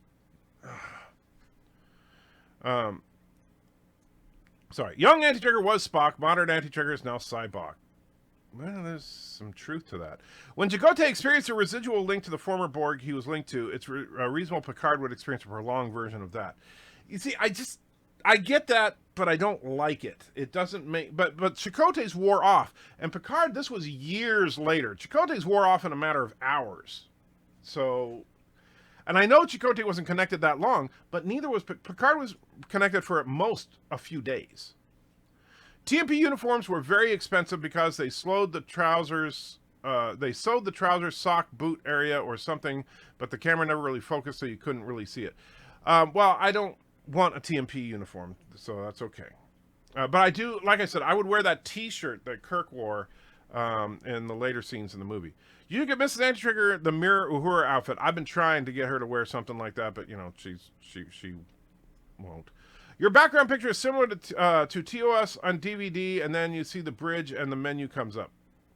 I don't. Maybe that's where this came from. I don't know. I found it on Google, but it took me a while. CP says, your thoughts on Gary 7 from TOS being a Section 31 temporal cop. I can't find a canon that quantifiably refutes the idea. Well, sure you can, because number one, you know that he was not trained by humans. He was not a part of Starfleet. And remember, there was no indication in that episode that Gary 7 did any kind of time travel. Gary 7 was part of a multi-generational training program in order to safeguard Earth. But he was, and so, humans were kidnapped from Earth generations before, trained over time, and Gary was the result of those generations of training, sending him back. There is nothing to suggest that he had time-traveling abilities. Carlos says, you're in turbo lift for the engineer station. It's a beautiful bridge, though. It looks very high quality, better than in TOS. Yeah, it looks beautiful. I know technically I'm in the turbo lift, but I like to think that I'm at the engineer station. Peter says, I thought they did have classic stuff. Well, they do, but they're all out of print. That's the problem. I went to what's currently in stock. I went out last night to look at the streaming equipment, and you were not kidding about the price. The mic I was looking at was almost $400 Canadian, and I would also need a good cam. Yeah, but I would say this. You don't have to spend $400 on a mic, but you can get a good mic for less, but make sure it's as good as you can get. Check out, Timothy, check out reviews, check out everything you can. Like I said, the Blue Yeti is very popular. I don't think it's $400. Let's take a look. The Blue Yeti is extremely popular among YouTubers. And heck, this mic is about $400, depending on where you find it. But this is absolute top of the line. But if we grab, let's see, Blue Yeti. So Blue Yeti, you can get, let's see, that's not an actual Blue Yeti, is it? Or is it? Let me take a look. This is just called Blue. Very clever. They're trying to rip off Blue Yeti by calling their mic Blue. The Blue Yeti Nano Premium USB is about a little less than $100. So you can get them starting at about $100, a decent mic. Nightbreeze says, "Hey, Enter and all, how you doing, Nightbreeze?" Warren says there was a TOS era webcomic called USS Saladin. There was a female version of the green wraparound as a miniskirt uniform. It looked pretty cool. I could see that. That could be good. Keep going back, Enter. Probably depends on what's in stock. Well, I was looking at, and Crash Burn 259 just subbed. If you're with us right now, thank you, Crash. If you're not, thanks anyway. But yeah, I was looking at what is in stock, because the problem is that a lot of these companies that mass produce these nice quality uniforms, well, if it's not in stock, it may be 6 years before they make any more. Anti-Argon needs just for men, toxic white male boomer status confirmed. You jerk. David Brinklow, welcome, my friend, says, "What do you think about the whole of Star Trek Discovery so far?" Honestly, missed potential is what I think about it. I think that it's a mistake to make a show that's centered around a singular character as opposed to an ensemble. I think that the way that Michael Burnham was developed as a character was horrible, and so having her as the main character was obviously a mistake. However, in season 2, some rays of hope. I really liked Anson Mount's Captain Pike. I was surprisingly enjoyed Ethan Peck's Spock. Honestly, Rebecca Romaine's number 1 was okay, but we didn't get enough of her. I would say this, out of Discovery, what we've seen so far, what I want is a show about Pike and his crew. But overall, yeah, Discovery missed opportunity. They did not do anything that really added to the Trek franchise, and they did a lot that took away from the Trek franchise. Darnell says, "But in the first contact, the opening scene flashbacks in his log leads me to believe that the Borg threat was triggering his PTSD and making him think he had telepathy. Except that he knew about the Borg before he was informed about the Borg. That dream that he had, the flashback dream, was prior to him being informed that the Borg were back." If 106 are watching, we're missing a ton of likes. Change that. Well, I've said it before. It's very, very difficult to hit that like button. I mean, I know it's a workout. You got to reach over and get to your mouse and click on. Yeah, it's just too hard. Candace Black says, "Andrew, I think the setup in the beginning of the movie was meant to imply the connection was always there post-assimilation, and his focus obsession is causing it to manifest." I get that, but we still need an explanation to why it's there. What has changed in Picard? Because obviously Picard was not a telepath before. So what gave him these telepathic abilities? That's my thing. Luke says, didn't you say yourself in your Borg theory that there were telepathic organisms linked to each other, and perhaps their tech doesn't change the core method? And that's actually, Luke, what I was saying is that if my theory on the origin of the Borg is correct, that would in fact explain it. Which, yeah. Yay me. Sci-Fi, and by the way, if you're new here and you haven't seen it, check out my Borg origin video, because it's an absolute stroke of genius, if I do say so myself. And I know I'm saying that about myself, which is horrible, but I think that it really is a great idea. Sci-Fi says, "Thanks for the wrench. You are more than welcome." DJ says, "Not all implants could be removed, though. That's why Hugh79 and others rescued from the collective still had some sort of implants in them." Yes, but what they said about Picard's implants was that they could easily remove them. Tentacle says, "In Voyager, they explained the after effects or side effects. Chakotay had the same condition." Yes, but it wore off. Remember, they also said that Chakotay would only last a few hours. With 7, the explanation is that she still had implants in her, and that's how the Queen was able to access her much, much later. With Picard, there's no such explanation. He didn't have any implants in him, and it's been years since his last contact with the Borg. Dan says, what do you think of the TOS scene that takes place, where there's a phaser to Overlord in Captain Kirk's room and he finds it and takes it into the corridor? It's all right. I mean, they find it and then they shove it out the garbage chute and it blows up and out in space. Yeah. And obviously, yeah, the explosion rocks the ship, as you yourself point out. It's not the worst scene ever. Why did Hawkeye keep Black Widow on a leash? Because she was always roaming off. The name for someone who's a dick, Anti-Checker, Rock Solid Productions, Bird of Prey 5. Yeah, well, Herman Schmeckelbeck. But all these fan discussions are fun, and it gives me another reason to watch Picard series. Cheers to the series being good. I agree, Darla. I hope that the series is awesome. I truly do. Do you want to learn more of the Star Wars Legends lore with the read to mostly read? If so, check out Star Wars The Old Republic Galactic Timeline Records 1 through 12 video. Well, I would, except that, here's the sad truth of it is that the Legends material is completely irrelevant to canon. And so I don't want to fill my mind with stuff that sounds awesome, but is not really part of the lore. As we say here, Anti-Trekker, don't be a puff or snowflake. Well, I'm definitely not. Here's a link to it. Well, thank you again, Sci-Fi, but no, I'm not gonna depress myself for looking at awesome Star Wars lore that doesn't count.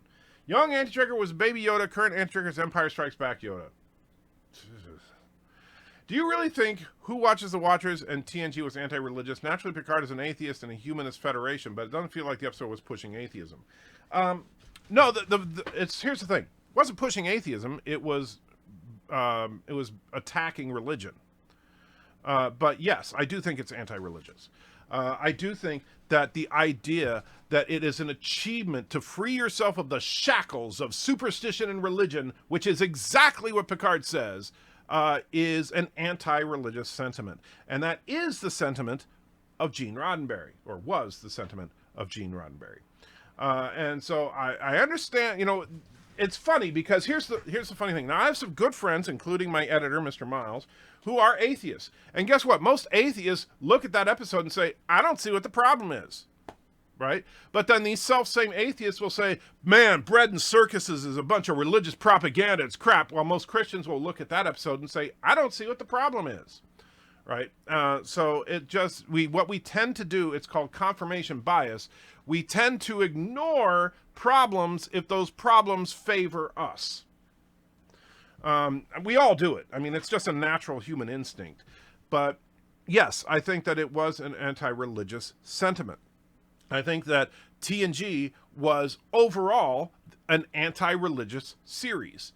And I am glad that the rest of Trek is not. That was the worst aspect of TNG.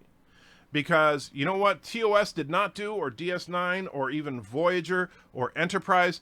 They weren't trying to support religion or attack religion. It was just there. And Dave said, what do you think about Star Trek? I think I already answered that, but, and by the way, yeah, if you have a comment that you really want me to read, just if you're new around here, be sure to put @Anti-Trekker in it, or I won't always see it. I wonder if Natasha's sister will become the new Black Widow like in the comics. Nah, she was a Skrull. Shut up. I swear Trekkers have a thicker skin than kids these days who are so thin-skinned that anything sets them off. Yeah, I think you're right. Harry 7 was a Time Lord. No, he was not. There was a news story recently where a girl asked her Insta story if she should kill herself or not, and most people voted yes, and 20 minutes later she killed herself. Yeah, that kind of thing is just so depressing and disgusting, and I can't get into it more than that on this channel. We'll talk about it on the Rational Roundtable channel sometime. Remind me, Dan. Because it's definitely worth a deeper dive into, and I have my own theories as to why that is, but I'm not going to comment on that on this channel because I don't want to go that route. Roxelle says, mind if I throw the link to my mic in the chat? No, that's all right. Timothy says, I truly do respect you. I was also bullied in school. I was beat up a lot. However, I disagree with you. I have a kid who died due to cyberbullying is real. Thanks for the info on the mic. No problem. Well, here's the thing. I'm not saying cyberbullying ain't real. All right, I'm not. What I am saying is that kids today, funny thing, there's an old saying, a very old saying, and it's something that, you know, I learned when I was a kid, and most kids know it, and it is 100% true. Sticks and stones will break my bones, but words will never hurt me.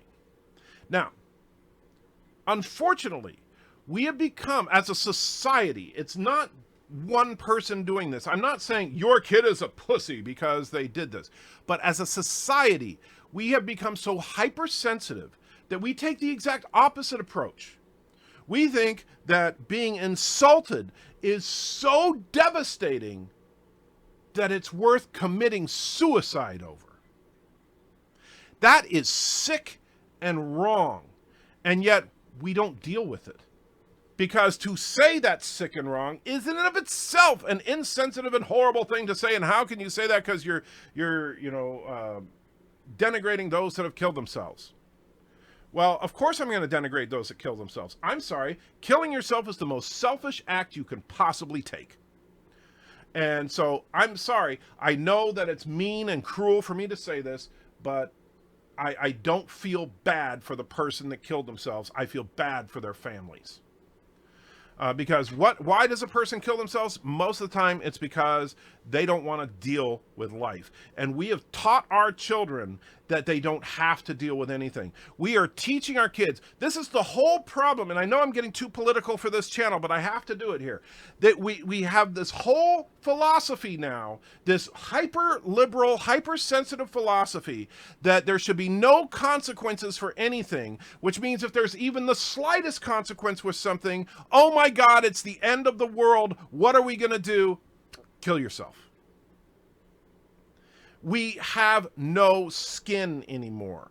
We are so insanely sensitive, and it's because we want to make everything into the most important thing in the world.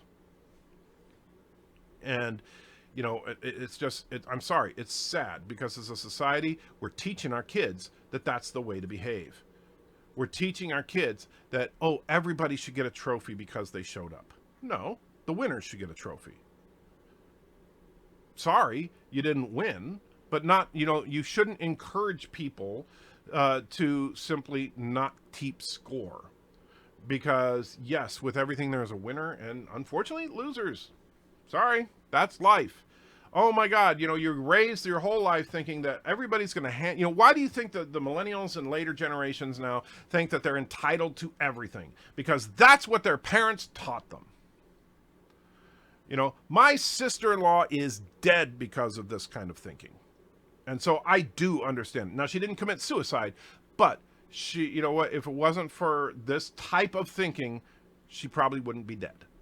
Because people are like, they feel like everything just needs to be handed to them. They deserve everything, and if it doesn't happen, oh my God, it's the end of the world. All right, I'm done with that. If you like it on animated shows where a female voice is done by a male, do you like it on an animated show where a female voice is done by a male actor or vice versa? I don't care, Dan. I genuinely don't care. I don't care about the gender of the voice actor as long as the voice fits the character. Like, for example, some people are offended, and a lot of people don't even realize, but some people are offended about the fact that Samurai Jack, a Japanese character, is voiced by an African-American actor. And you know what?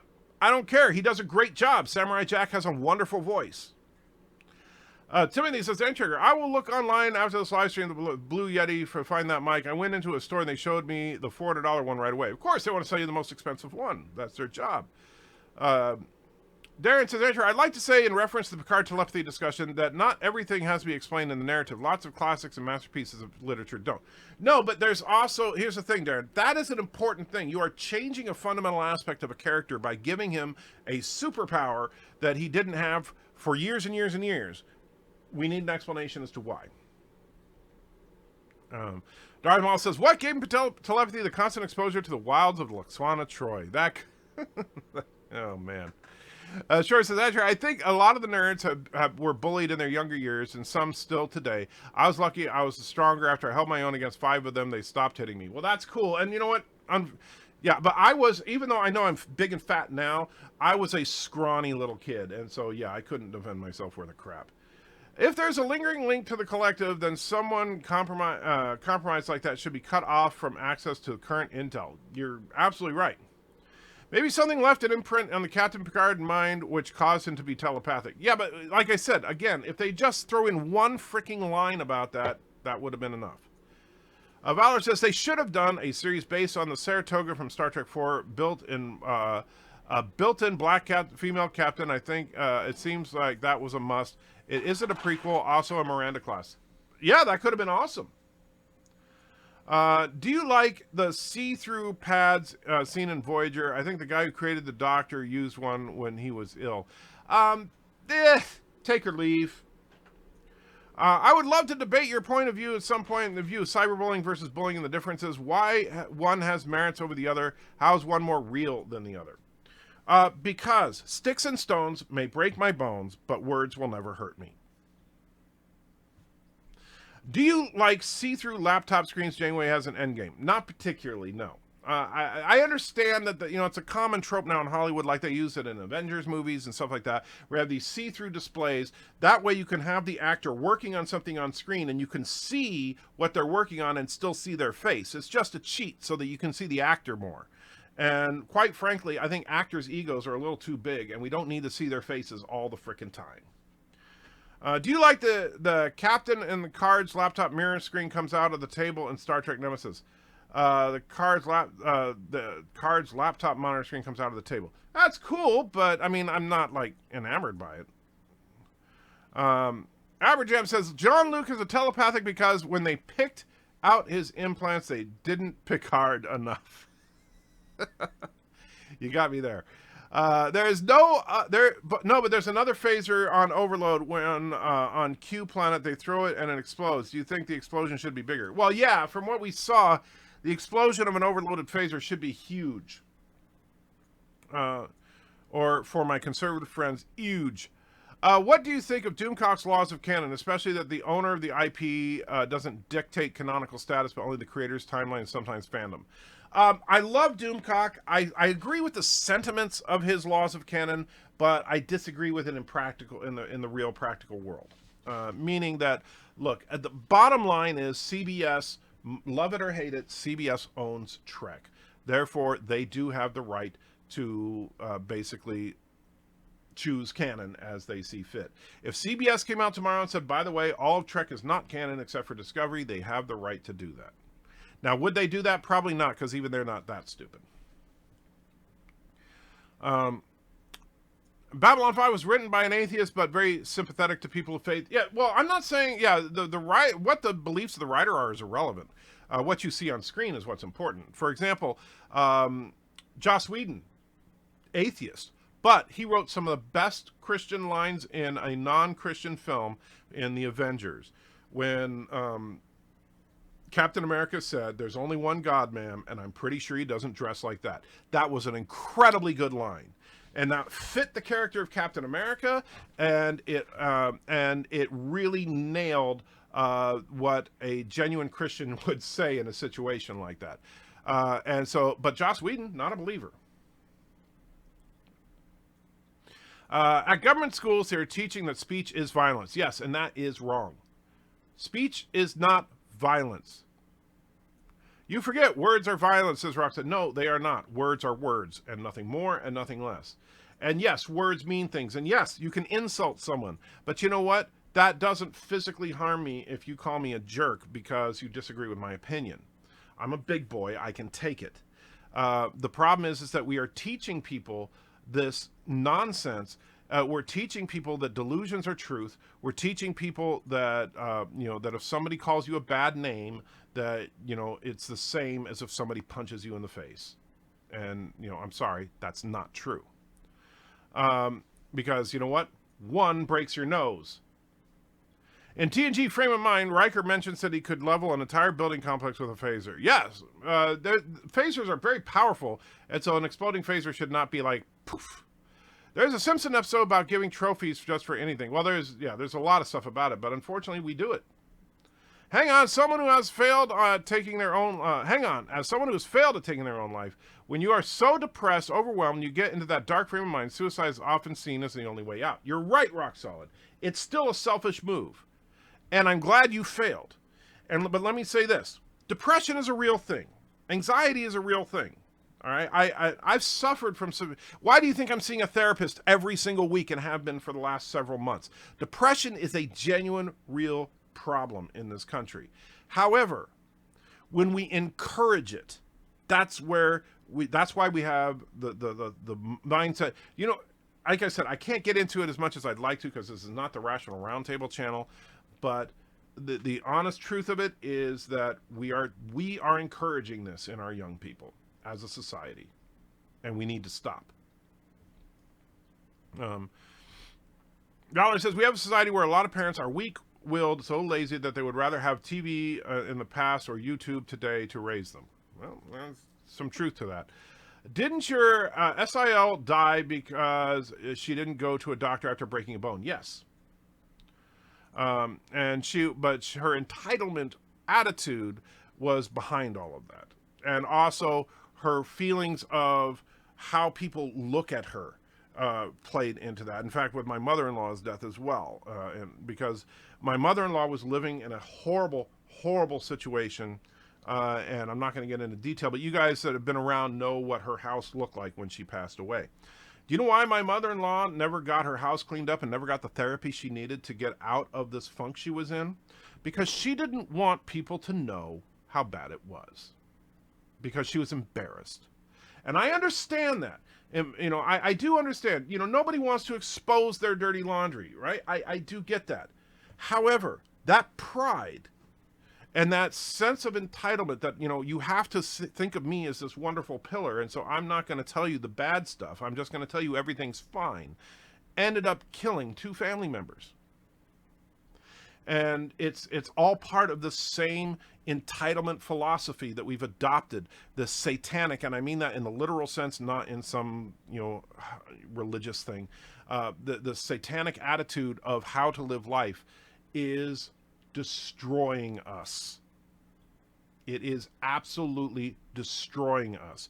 And we won't recognize it, and instead we continue to encourage it. But Zave says, not sure I agree. I agree, but I can see Antrix's point about religion and TNG. Naturally, religion can have good traits and bad traits. Maybe it helps society. Focusing on the negative is unfair. Babylon 5 didn't do that. Well, and the thing is that, Zave, let me say this.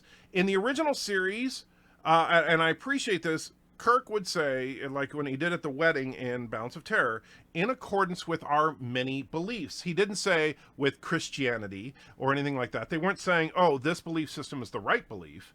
They said our many beliefs, indicating that there are multiple religions in the Federation and that all are considered equal, that you are not a better or worse person because you hold this belief versus this belief. Now, of course, anybody who holds on to a serious religious belief is going to believe they're right and everybody else is wrong. But the thing is that as a society, not as an individual, as a society, we need to recognize that everybody has the right to believe what they want and should not be condemned because they have a different belief. Next generation, very different attitude.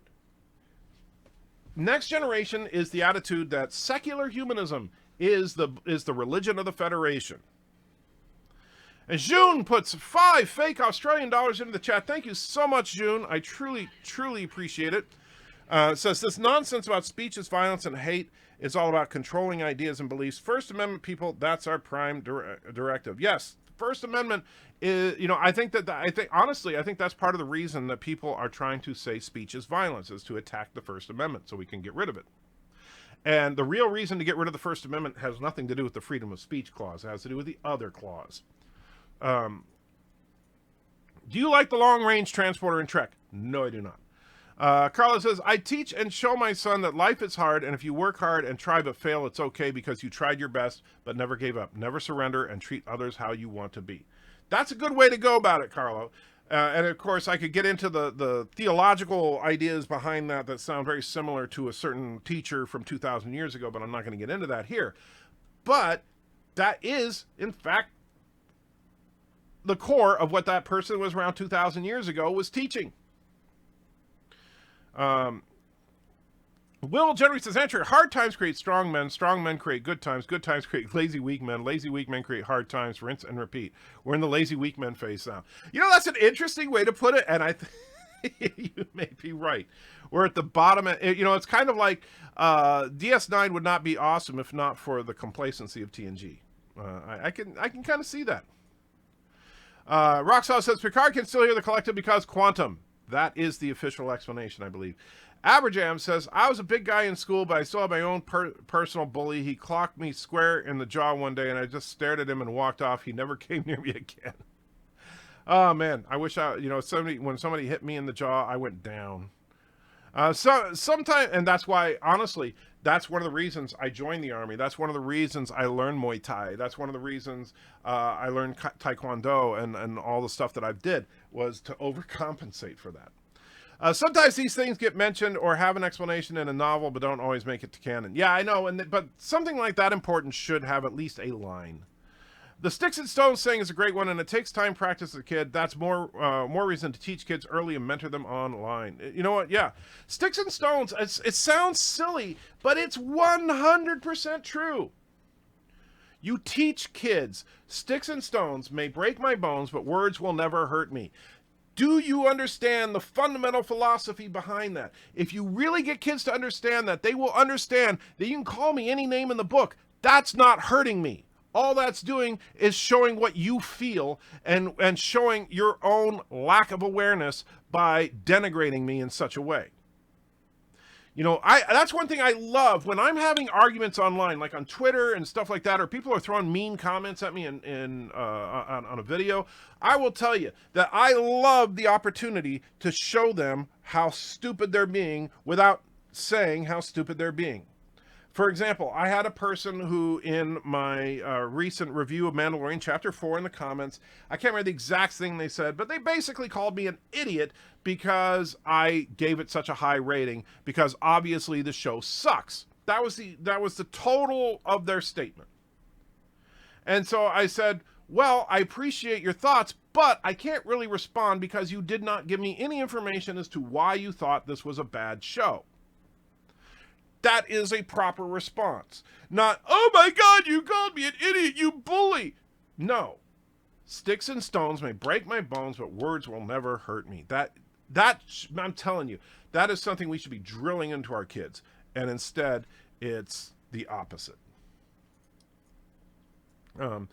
Al says, regarding suicide, don't forget mental illness is a real thing. Absolutely. A little sympathy for that. Yes. Lots of depression and anxiety around. I do understand your point. Peace. Absolutely, Allison. And I would never want to imply or suggest that mental illness is not real. But, you know, yeah. If a kid tells a bully, sticks and stones will break my bones, but words will never hit me, the bully will pick up a stone and smash their face in. Well, that's a genuine bully, yes, but cyber bullies don't have the bravery to do that. I'll tell you, the most cowardice people on the planet are people that leave mean comments on the internet. Loquisha says, Andrew, not saying people aren't often oversensitive, but only physical pain counts isn't human either. If your wife told you she cheated on you, you'd probably feel worse than a beating. Oh, sure. I'm not saying that words can't hurt emotionally. Absolutely.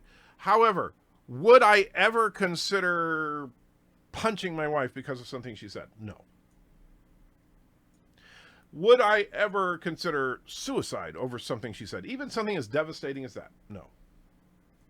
Would never even enter my mind. And it's not because I'm a pillar of mental health. I do have to see a therapist every week. I am suffering from anxiety and depression and PTSD. And that is not a joke. And those of you that know what I've been through for the past year know it's not a joke. But but that doesn't, you know, and so yes, mental health issues are genuine. Yes, you can say things that are devastating to a person, but you know what? People aren't killing themselves because their spouse is saying they cheated on them. They're killing themselves because someone says you're fat and you should kill yourself. That's disgusting. My take is that while CBS owns the IP for Star Trek, it's the fan base that makes the IP valuable. We, the fan base, can render the IP worthless to them, as demonstrated. Well, I agree with you on that general point, but that doesn't mean that the fan base owns canon. If tomorrow CBS comes out and says all Trek isn't canon but Star Trek Discovery, we will know who to go after. I don't think they're going to do that. And Timothy says, I agree bad names are not the same as hitting, but my child died from suicide. I'm truly sorry for your loss, Timothy. I really, truly am, because I couldn't even, I have 2 kids. I know for a fact that the worst pain any human being could possibly feel would be the death of their child. So my heart breaks for you. That being said, and I don't know what the situation was with your kid. I don't know if there was mental health issues involved or whatever. I have to stand by what I say. The truth is the truth, regardless of how much it may suck. The truth is the truth. We as a society have created this situation, and we need to correct it. We need, and I hope to God that nobody else in your family, nobody else that you ever know, has to go through the pain that you've had to go through. And the only way that we can reduce this pain is to teach kids, sticks and stones can break my bones, but words can never hurt me. We've got to push that. We've got to push it, because lives literally hang in the balance, because we are not teaching kids, and that we're teaching kids to take seriously comments on Facebook. That's wrong. Implants could reconfigure the brain to do something even the implants are taken away. But there was no... the problem is that, don't you think Dr. Crusher would have noticed if his brain was reconfigured? And so, oh yeah, I forgot 6 years ago they reconfigured your brain. Forgot to tell you that. Will says, the problem right now is that we celebrate victim culture. We absolutely do. Kids are looking for something to be victimized so they can get attention they crave. That's how society has lost its way.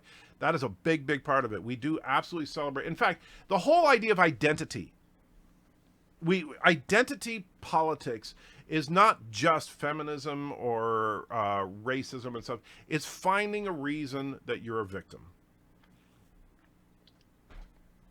That way you can get the attention you want. Alice says, sorry, my message was late. That's okay. No, actually, I'm way behind in the chat. That's all it is. What's the best looking phasers to you? Honestly, I like the original series Type 2. That's my favorite. Although, ironically, the worst looking phaser is the original series rifle. That thing just looks like a joke. And there's June Wong's $5 Australian. Thank you, June. I truly appreciate it. Talking about the nonsense about violence, speech is violence, and hate is all about controlling ideas and beliefs. Yeah, First Amendment we do need to defend. Roxanne says, yes, but when I got to the point of suicide, I rationalized I was giving my family a gift, releasing them from the burden I was placing on them. I understand. And that was your mental illness speaking, and I'm sure you know that at this point. Because obviously it's much easier to see it with a clear head after you're done with it or from an external perspective. Ultimately, suicide is a selfish act. What you're trying to do is end your pain. However, rationalization is something we always do. Anytime you have to rationalize something, it means you're trying to convince yourself that you can do it despite the fact that you know it's the wrong thing to do. And that's just the truth of what rationalization is. Enter on Star Trek. They mentioned beets. We don't. In Star Trek they mentioned beets. We don't have that in the UK. I think it's some vegetable. If they're talking about the vegetable beet, yeah, I don't know what you guys. If there's a name for it, I don't know if anybody knows what a beet is called in the UK. I didn't know you didn't call it a beet. It's a red vegetable. I like shoestring cut beets, but I never get to have them because Mrs. Antricker hates them. DJ says Antricker admits he overcompensates for a lack of... Okay. Candace Box says, Antricker, you never experienced the social isolation that certain forms of bullying can create with nothing but words, have you? Well, most of my bullying came in the form of physical abuse. So because when I was a kid, there was no such thing as the internet. Obviously, I didn't have Facebook friends calling me names or anything like that. I understand it's a different world. But I also understand that if you're going to let your kid be on Facebook, then you damn well better be sure they're ready for it. Joshua, my son, we never let him have a Facebook account. Why? Because we knew that the kind of mean bullying stuff would get to him. He's autistic and he has a difficult time dealing with some of that stuff. If people were saying that kind of stuff to him when he was younger, he could have, ended up killing himself or something, and that would have been absolutely devastating. Now, so we didn't let him get on Facebook. It's called being a parent. And knowing what is right or not right for your child. I think it is asinine that we are giving 8-year-olds smartphones. That is the dumbest thing we do as a society. You tried your best and you failed miserably. The lesson is never try. Homer Simpson, yes. June says, knows Taekwondo would pay good money to see anti-chair go all Chuck Norris on some boards. I used to do that on a regular basis, but unfortunately, you do realize that I just had knee surgery. I'm probably never going to be able to do any of the cool stuff I used to do. I miss it. Candace Black goes, I was in high school when Columbine happened, and there had been an incident when I went off on a guy in class for time. People were afraid I was going to pull a repeat of Columbine. Well, you see, and that's the thing, mass shootings are no joke, man. No joke at all. And that is, we do have a serious mental health issue in this country, and we don't take it seriously. Much as I love the First Amendment, it doesn't protect one from liability and legal consequences for threatening violence or inciting violence against another, but people need to stand up for themselves. Yeah. Well, here's the thing. You're right. If I'm threatening you, are you threatening me? If I'm threatening you, then yeah, the First Amendment isn't there to protect me from threatening you. If I am, just like if I say something that causes harm through liability, like you said, like if, the whole shout fire in a crowded movie house, or libel, where I publish false information about you and stuff like that. That's absolutely, I have the right to say it, but then you have the right to go after me for it. And then I have to pay for the consequences. And Yosef puts in €2. Thank you so much. Call me a Jerk. Jerk. Yes, Yosef, you are in fact a jerk. And play me 23. You got it.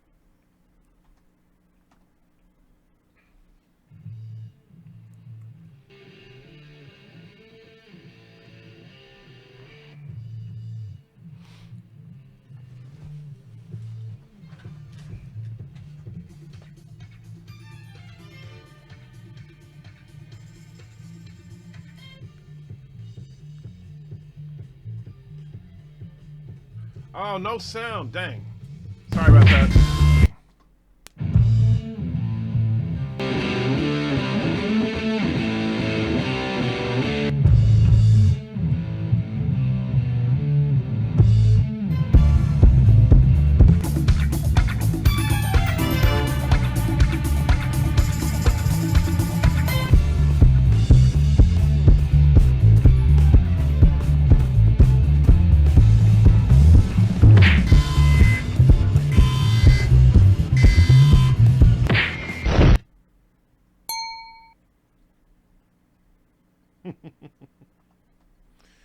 All right, there we go.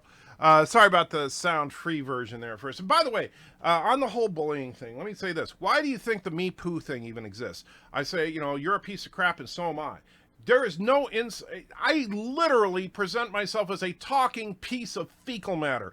What are you going to insult me beyond that? Have fun with that. Which, by the way, brings us to Peter's. Yeah, it really winds people up when you don't react to them apart from what you're saying on the subject. Exactly. Show your intelligence, show your intellectual superiority to these idiots that just want to say, you're stupid because you disagree. Instead of sitting around crying about it and being constantly offended. Yes. Absolutely. Bird says Anchecker is a cyberbully.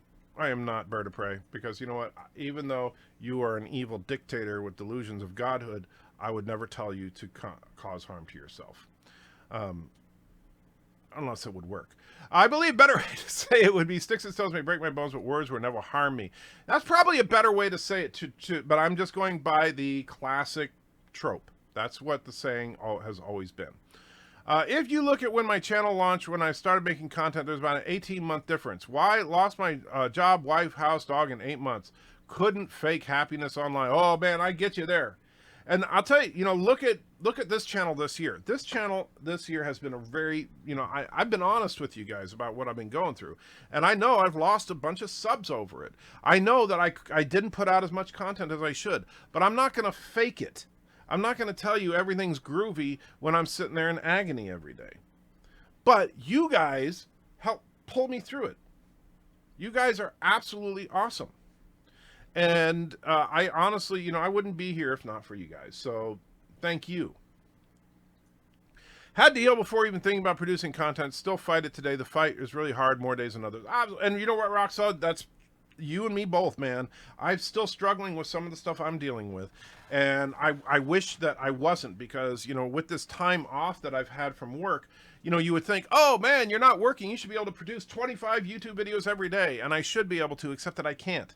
I'm still fighting the depression. I'm still fighting the anxiety, and I'm still fighting the physical pain. And it just sucks.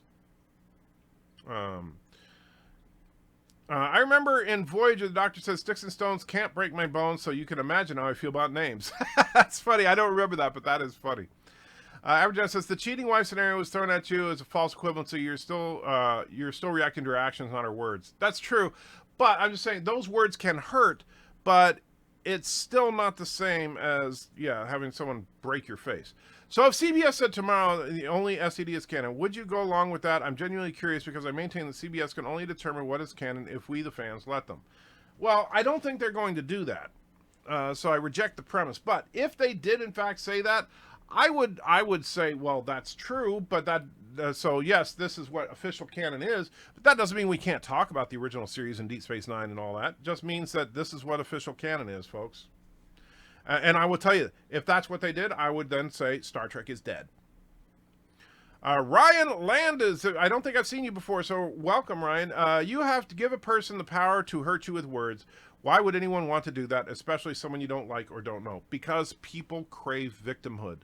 People find identity in victimhood these days, and that is at the core of the problem. Will Gentry says, it's not just the sticks and stones issue. I saw a study done earlier this year that found 90% of kids aged 14 to 23 believe their life has no purpose.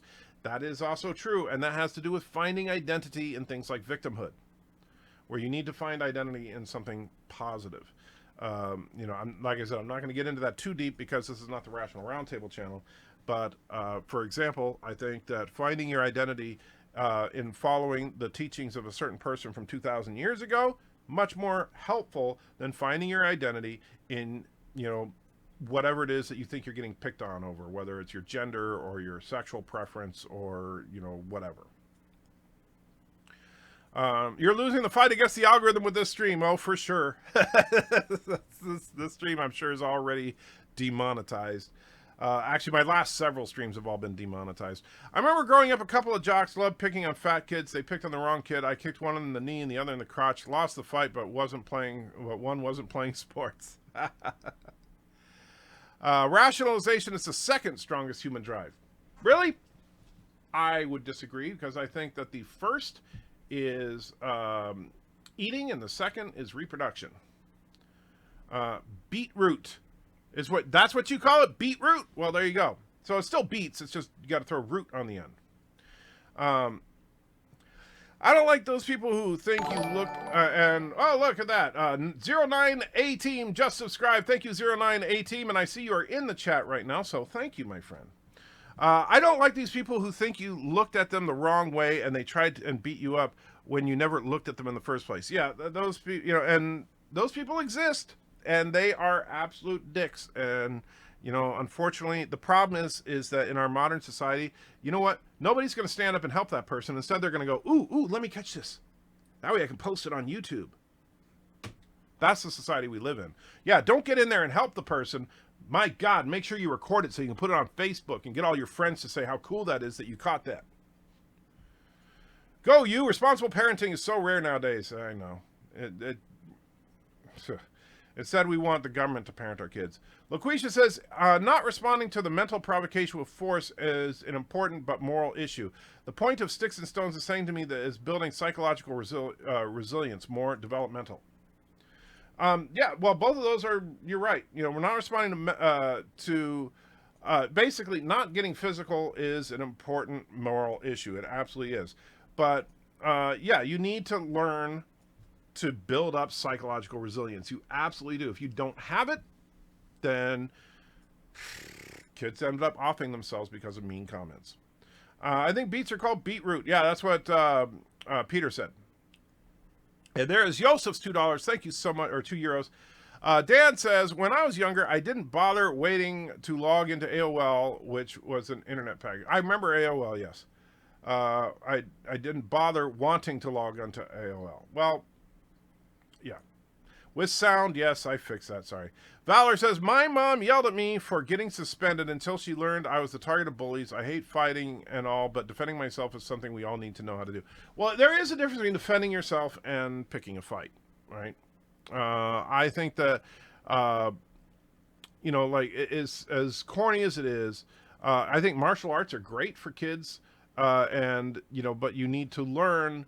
You know, learning martial arts is not about learning how to kick ass. Learning martial arts is about self-control and self-defense, not about going out there and picking a fight and all that. Peter Quinn saying, good night. Have a good one, my friend. Take care. I'm going to wrap it up as soon as I can get caught up, which seems like that'll never happen at this point. The disco tune is my alarm clock. Thanks for playing it. No problem, Joseph. Carlos says, me poo. Thank you. What was really dark, Anti-Tracker, is failing at suicide. I mean, I couldn't even do that right. That was a very dark time. But you know what? Thank God you failed, Rock Solid. Because you know what? Think about this, Rock Solid. My son would not have a Sega Genesis if you had succeeded. And at least 8,000 people's lives would have been negatively influenced had you succeeded. Consider that for a minute. And I did watch the trailer for Black Widow. It's all right, but not spectacular. You want us to insult you? Okay, Discovery Lover. Hey, Discovery Lover. Robert says Battlestar Galactica in 1980 was horrible and depressing. Yes, that is true. That is very true. Zave says, I think a large corporate platforms that control speech today are conditioning American cultures to believe free speech is not an important natural right. I agree. I absolutely agree. Loquisha says, Andrew, which of Doomcock's laws of canon do you think creates the practical problems? The one I can see dealing with fandom, but the others with almost always not contradict. Well, for example, I like this, again, I like the sentiments of it, but for example, canon is, I'm trying to remember how he says it, but canon is chronological, meaning that if the original creator sets a rule in canon, it cannot be altered by subsequent people. That you can't, and basically it's more or less saying no retcons. And I understand the sentiment behind it, and I kind of agree. I don't like retcons. I think they should be avoided at all costs, but sometimes it's necessary, sometimes it happens. And so the problem is if you say that, if you want to argue Doomcock's rules of canon, that guess what? Pretty much everything post original series is not canon.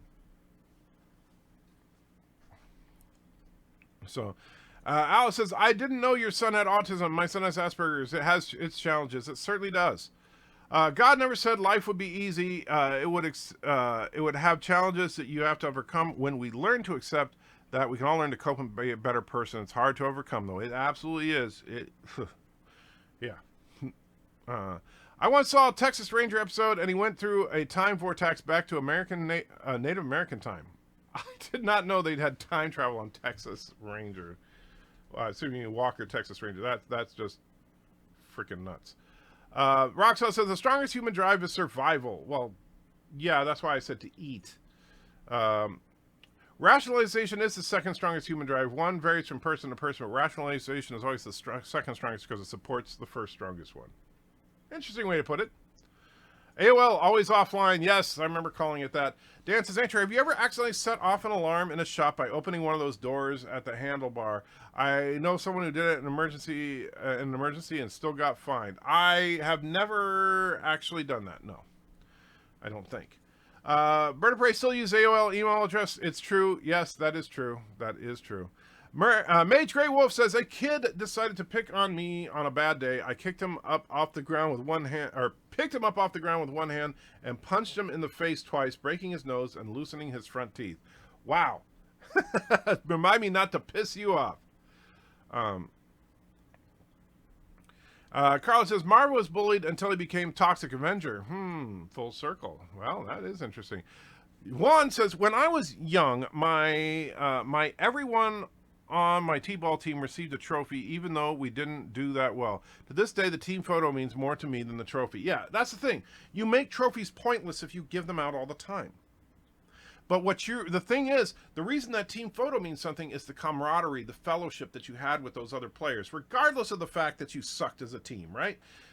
But you had that fellowship, that friendship that you built.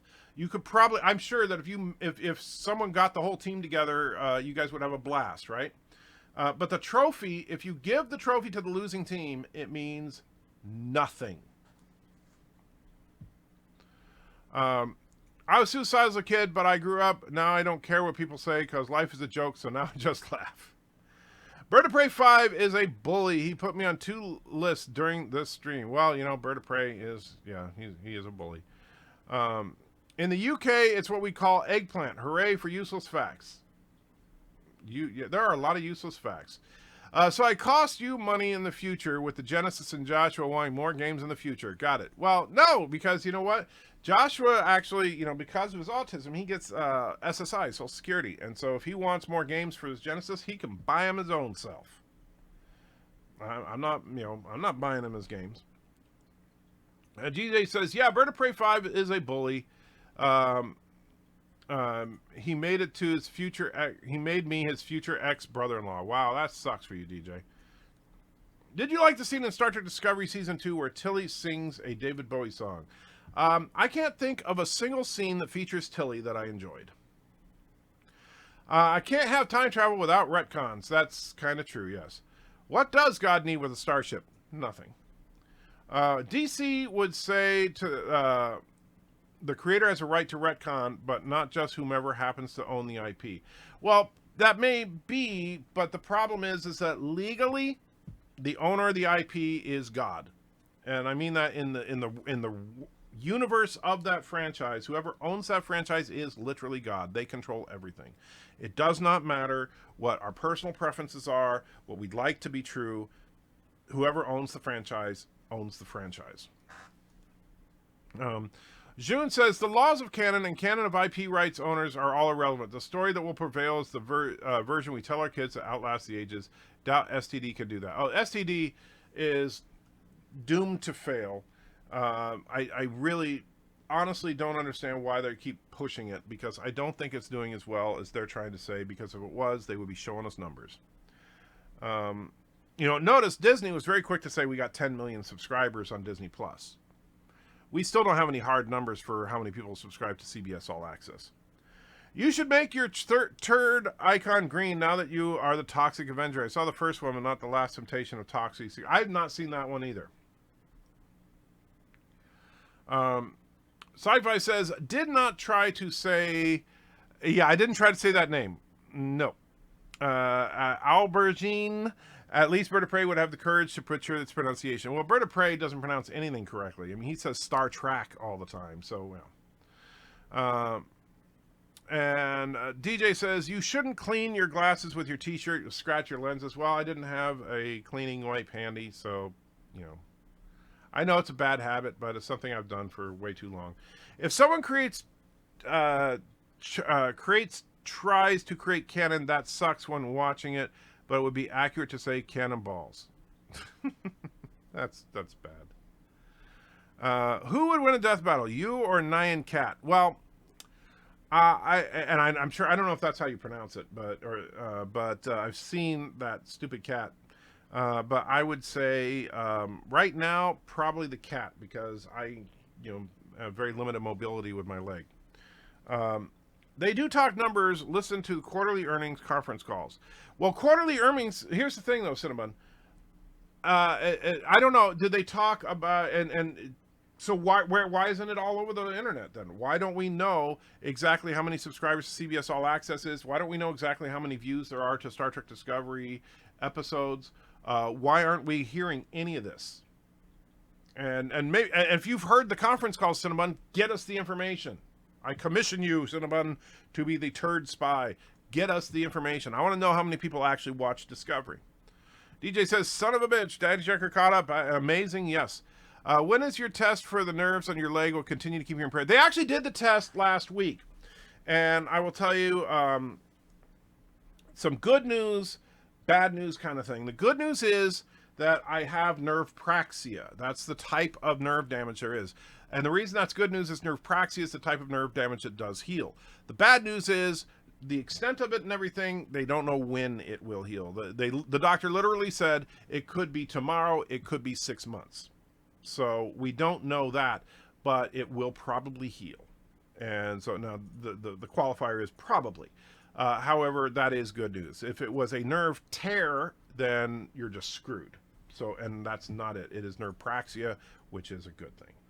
If your voice search Google something about Star Trek, it gets you to say any Star Trek name, it does not pronounce it correctly. Well, that's because Google is evil. Nightbreeze says, Enter, who wins? You, DJ Odyssey, or Bird of Prey 5? Well, it depends on what the contest is.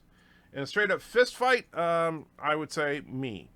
Because DJ will just trip over his dinosaur costume, and Bird of Prey 5 is stuck in that bed. Roxanne says, nerve praxis that blows up. Yeah, that would suck. Dan says, I'm an Android mobile, and sometimes when you Google something in Google Voice will tell you the answer, and certain words from Star Trek or Star Wars are not pronounced correctly. Oh, yeah, you get that all the time. If the legal owner of the IP is justified in being God of that world, I know they are in a legal sense, then it seems like we're justifying an inherently immoral state. Well, the problem with Quishes is that, like you said, it's that way in a legal sense, and that means that's the way it is in a practical sense. That's just how it is. But here's the thing, and this is where the importance of us, the fandom, and particularly those of us that are proud to be in the fandom menace, they know damn well that they cannot succeed without us. And so that's why you're not going to get, like when this merger is done with Viacom, Viacom's not going to come out and say, okay, we're merged. Guess what? All of Trek except for Discovery is no longer canon. They are not going to do that because they desperately need to bring us on board. They know that they cannot continue to push this without getting some results. So that's, and so even though, yes, technically, CBS can do anything they want. Yes, technically, Lucasfilm can do anything they want, right? But they can't succeed without us. So ultimately, we will win. It's just a matter of time. But if I'm in the bunny outfit, I win. Miss Antigua will help because she won't let you hurt a bunny. Yeah, but you'll be in the dinosaur outfit. Al says, great news. Hopefully you'll heal soon. Why so much pain still? Well, the pain is in part due to the implant itself. It takes a while before your body gets used to it, and different people heal that at different rates. And the back, you have to keep in mind that this whole thing started because of a back problem, not because of my knee problem. And with my now that the knee is addressed, that's why I'm seeing the back specialist coming up on the 19th. Because now that the knee is starting to heal, we need to look at what do we need to do with the back, because I have two complications with the back. I have a herniated disc and arthritis in the same area, which, by the way, is part of the reason that the nerve praxia is so bad.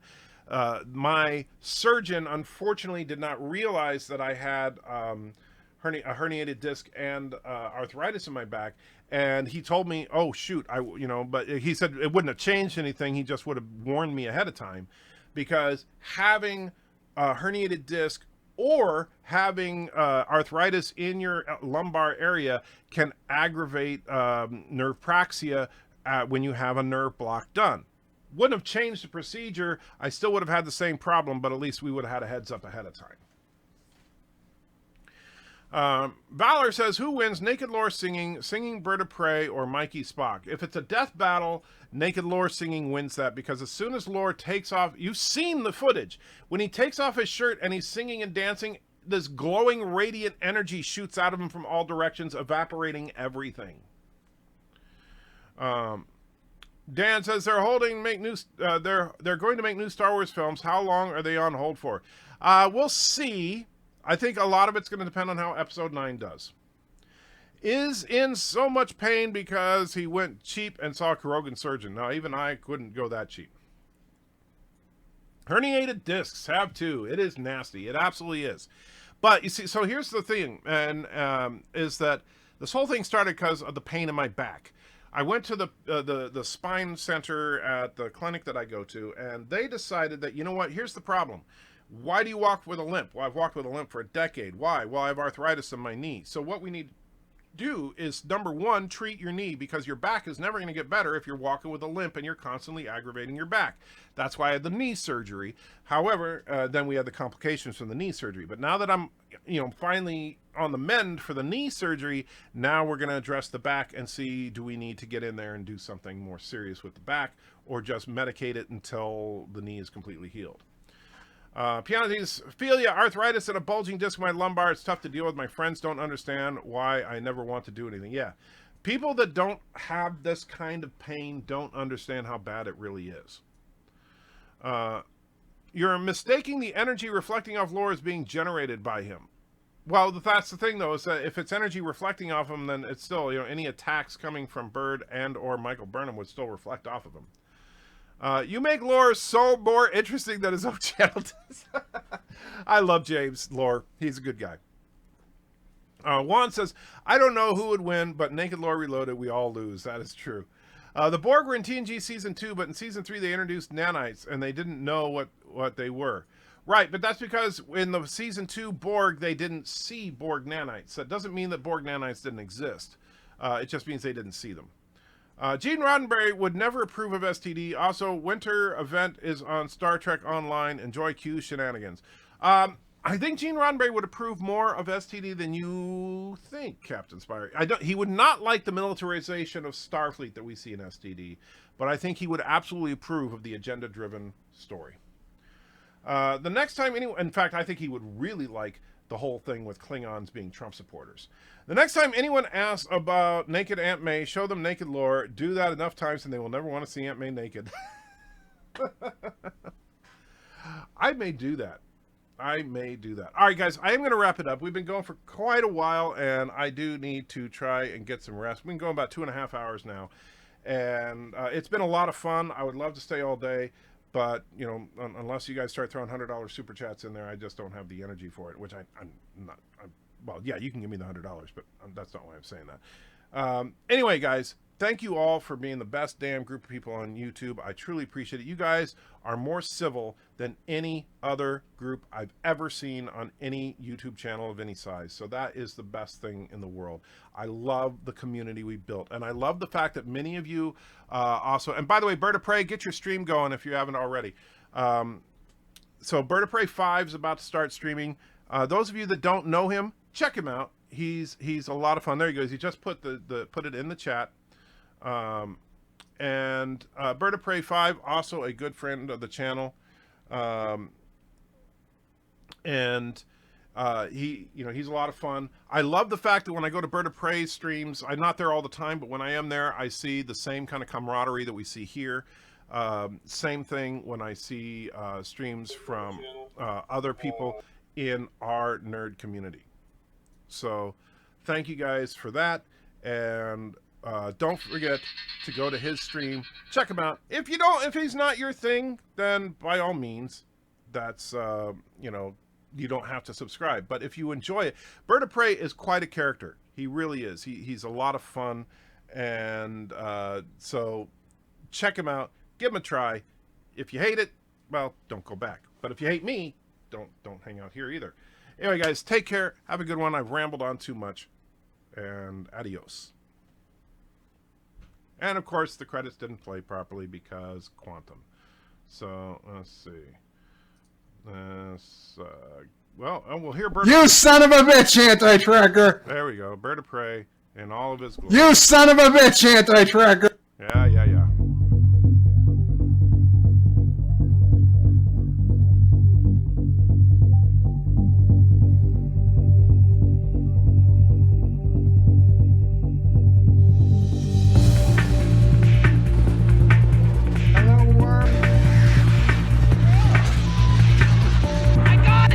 And Roxal throws a buck into the chat. Stop the credits for a minute, Rock Solid. I know you want number 17. So there's been a lot of talk about Lore Reloaded. So here we go. Lore Reloaded in all his glory, number 17.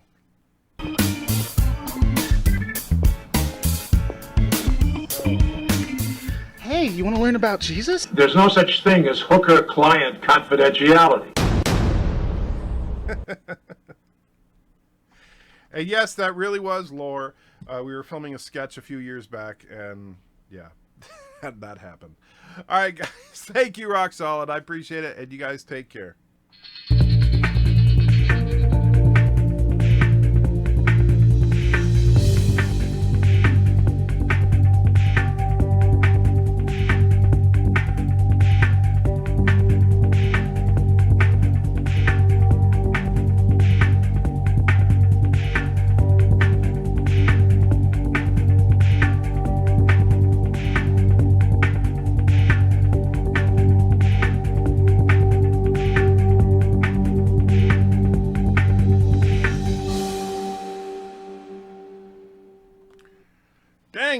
Dang you, Rock Solid.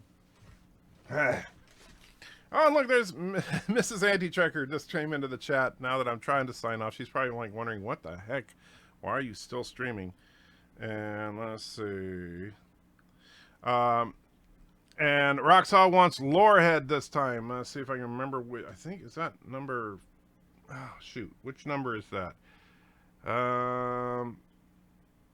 Help me out here, Rock Solid. You got... Yeah, okay. I'm going to have to look that one up. Let me grab my list. Jerk. Do you like the religious things that... You know, Dan, I'll tell you. I was really, really disappointed by that. Not because I didn't like what he said. I actually kind of like what he was talking about in that one episode with the little town. However, what happened was then they just dropped it like a rock.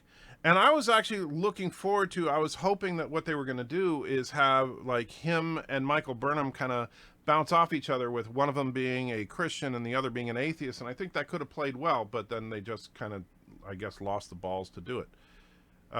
And which is too bad. Okay, it's number 4. That's what I thought.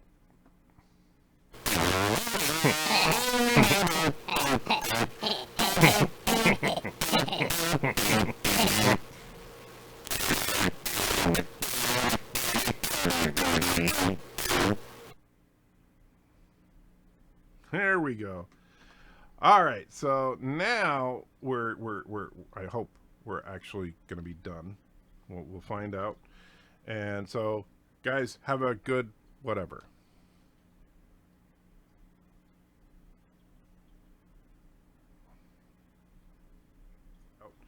And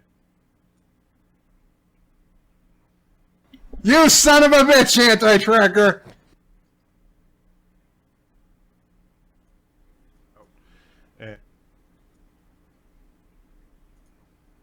You son of a bitch, Anti-Trekker! You son of a bitch, Anti-Trekker!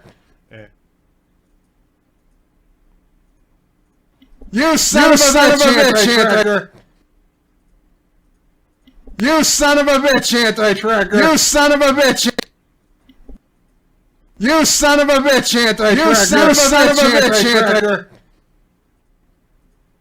You son of a bitch, Anti-Trekker! You son of a bitch! You son of a bitch, Anti-Trekker! You son of a bitch, Anti-Trekker! You son of a bitch, Anti-Trekker! You son of a bitch, Anti-Trekker! You son of a bitch! You son of a bitch, Anti-Trekker! You son of a bitch, Anti-Trekker! You son of a bitch, Anti-Trekker!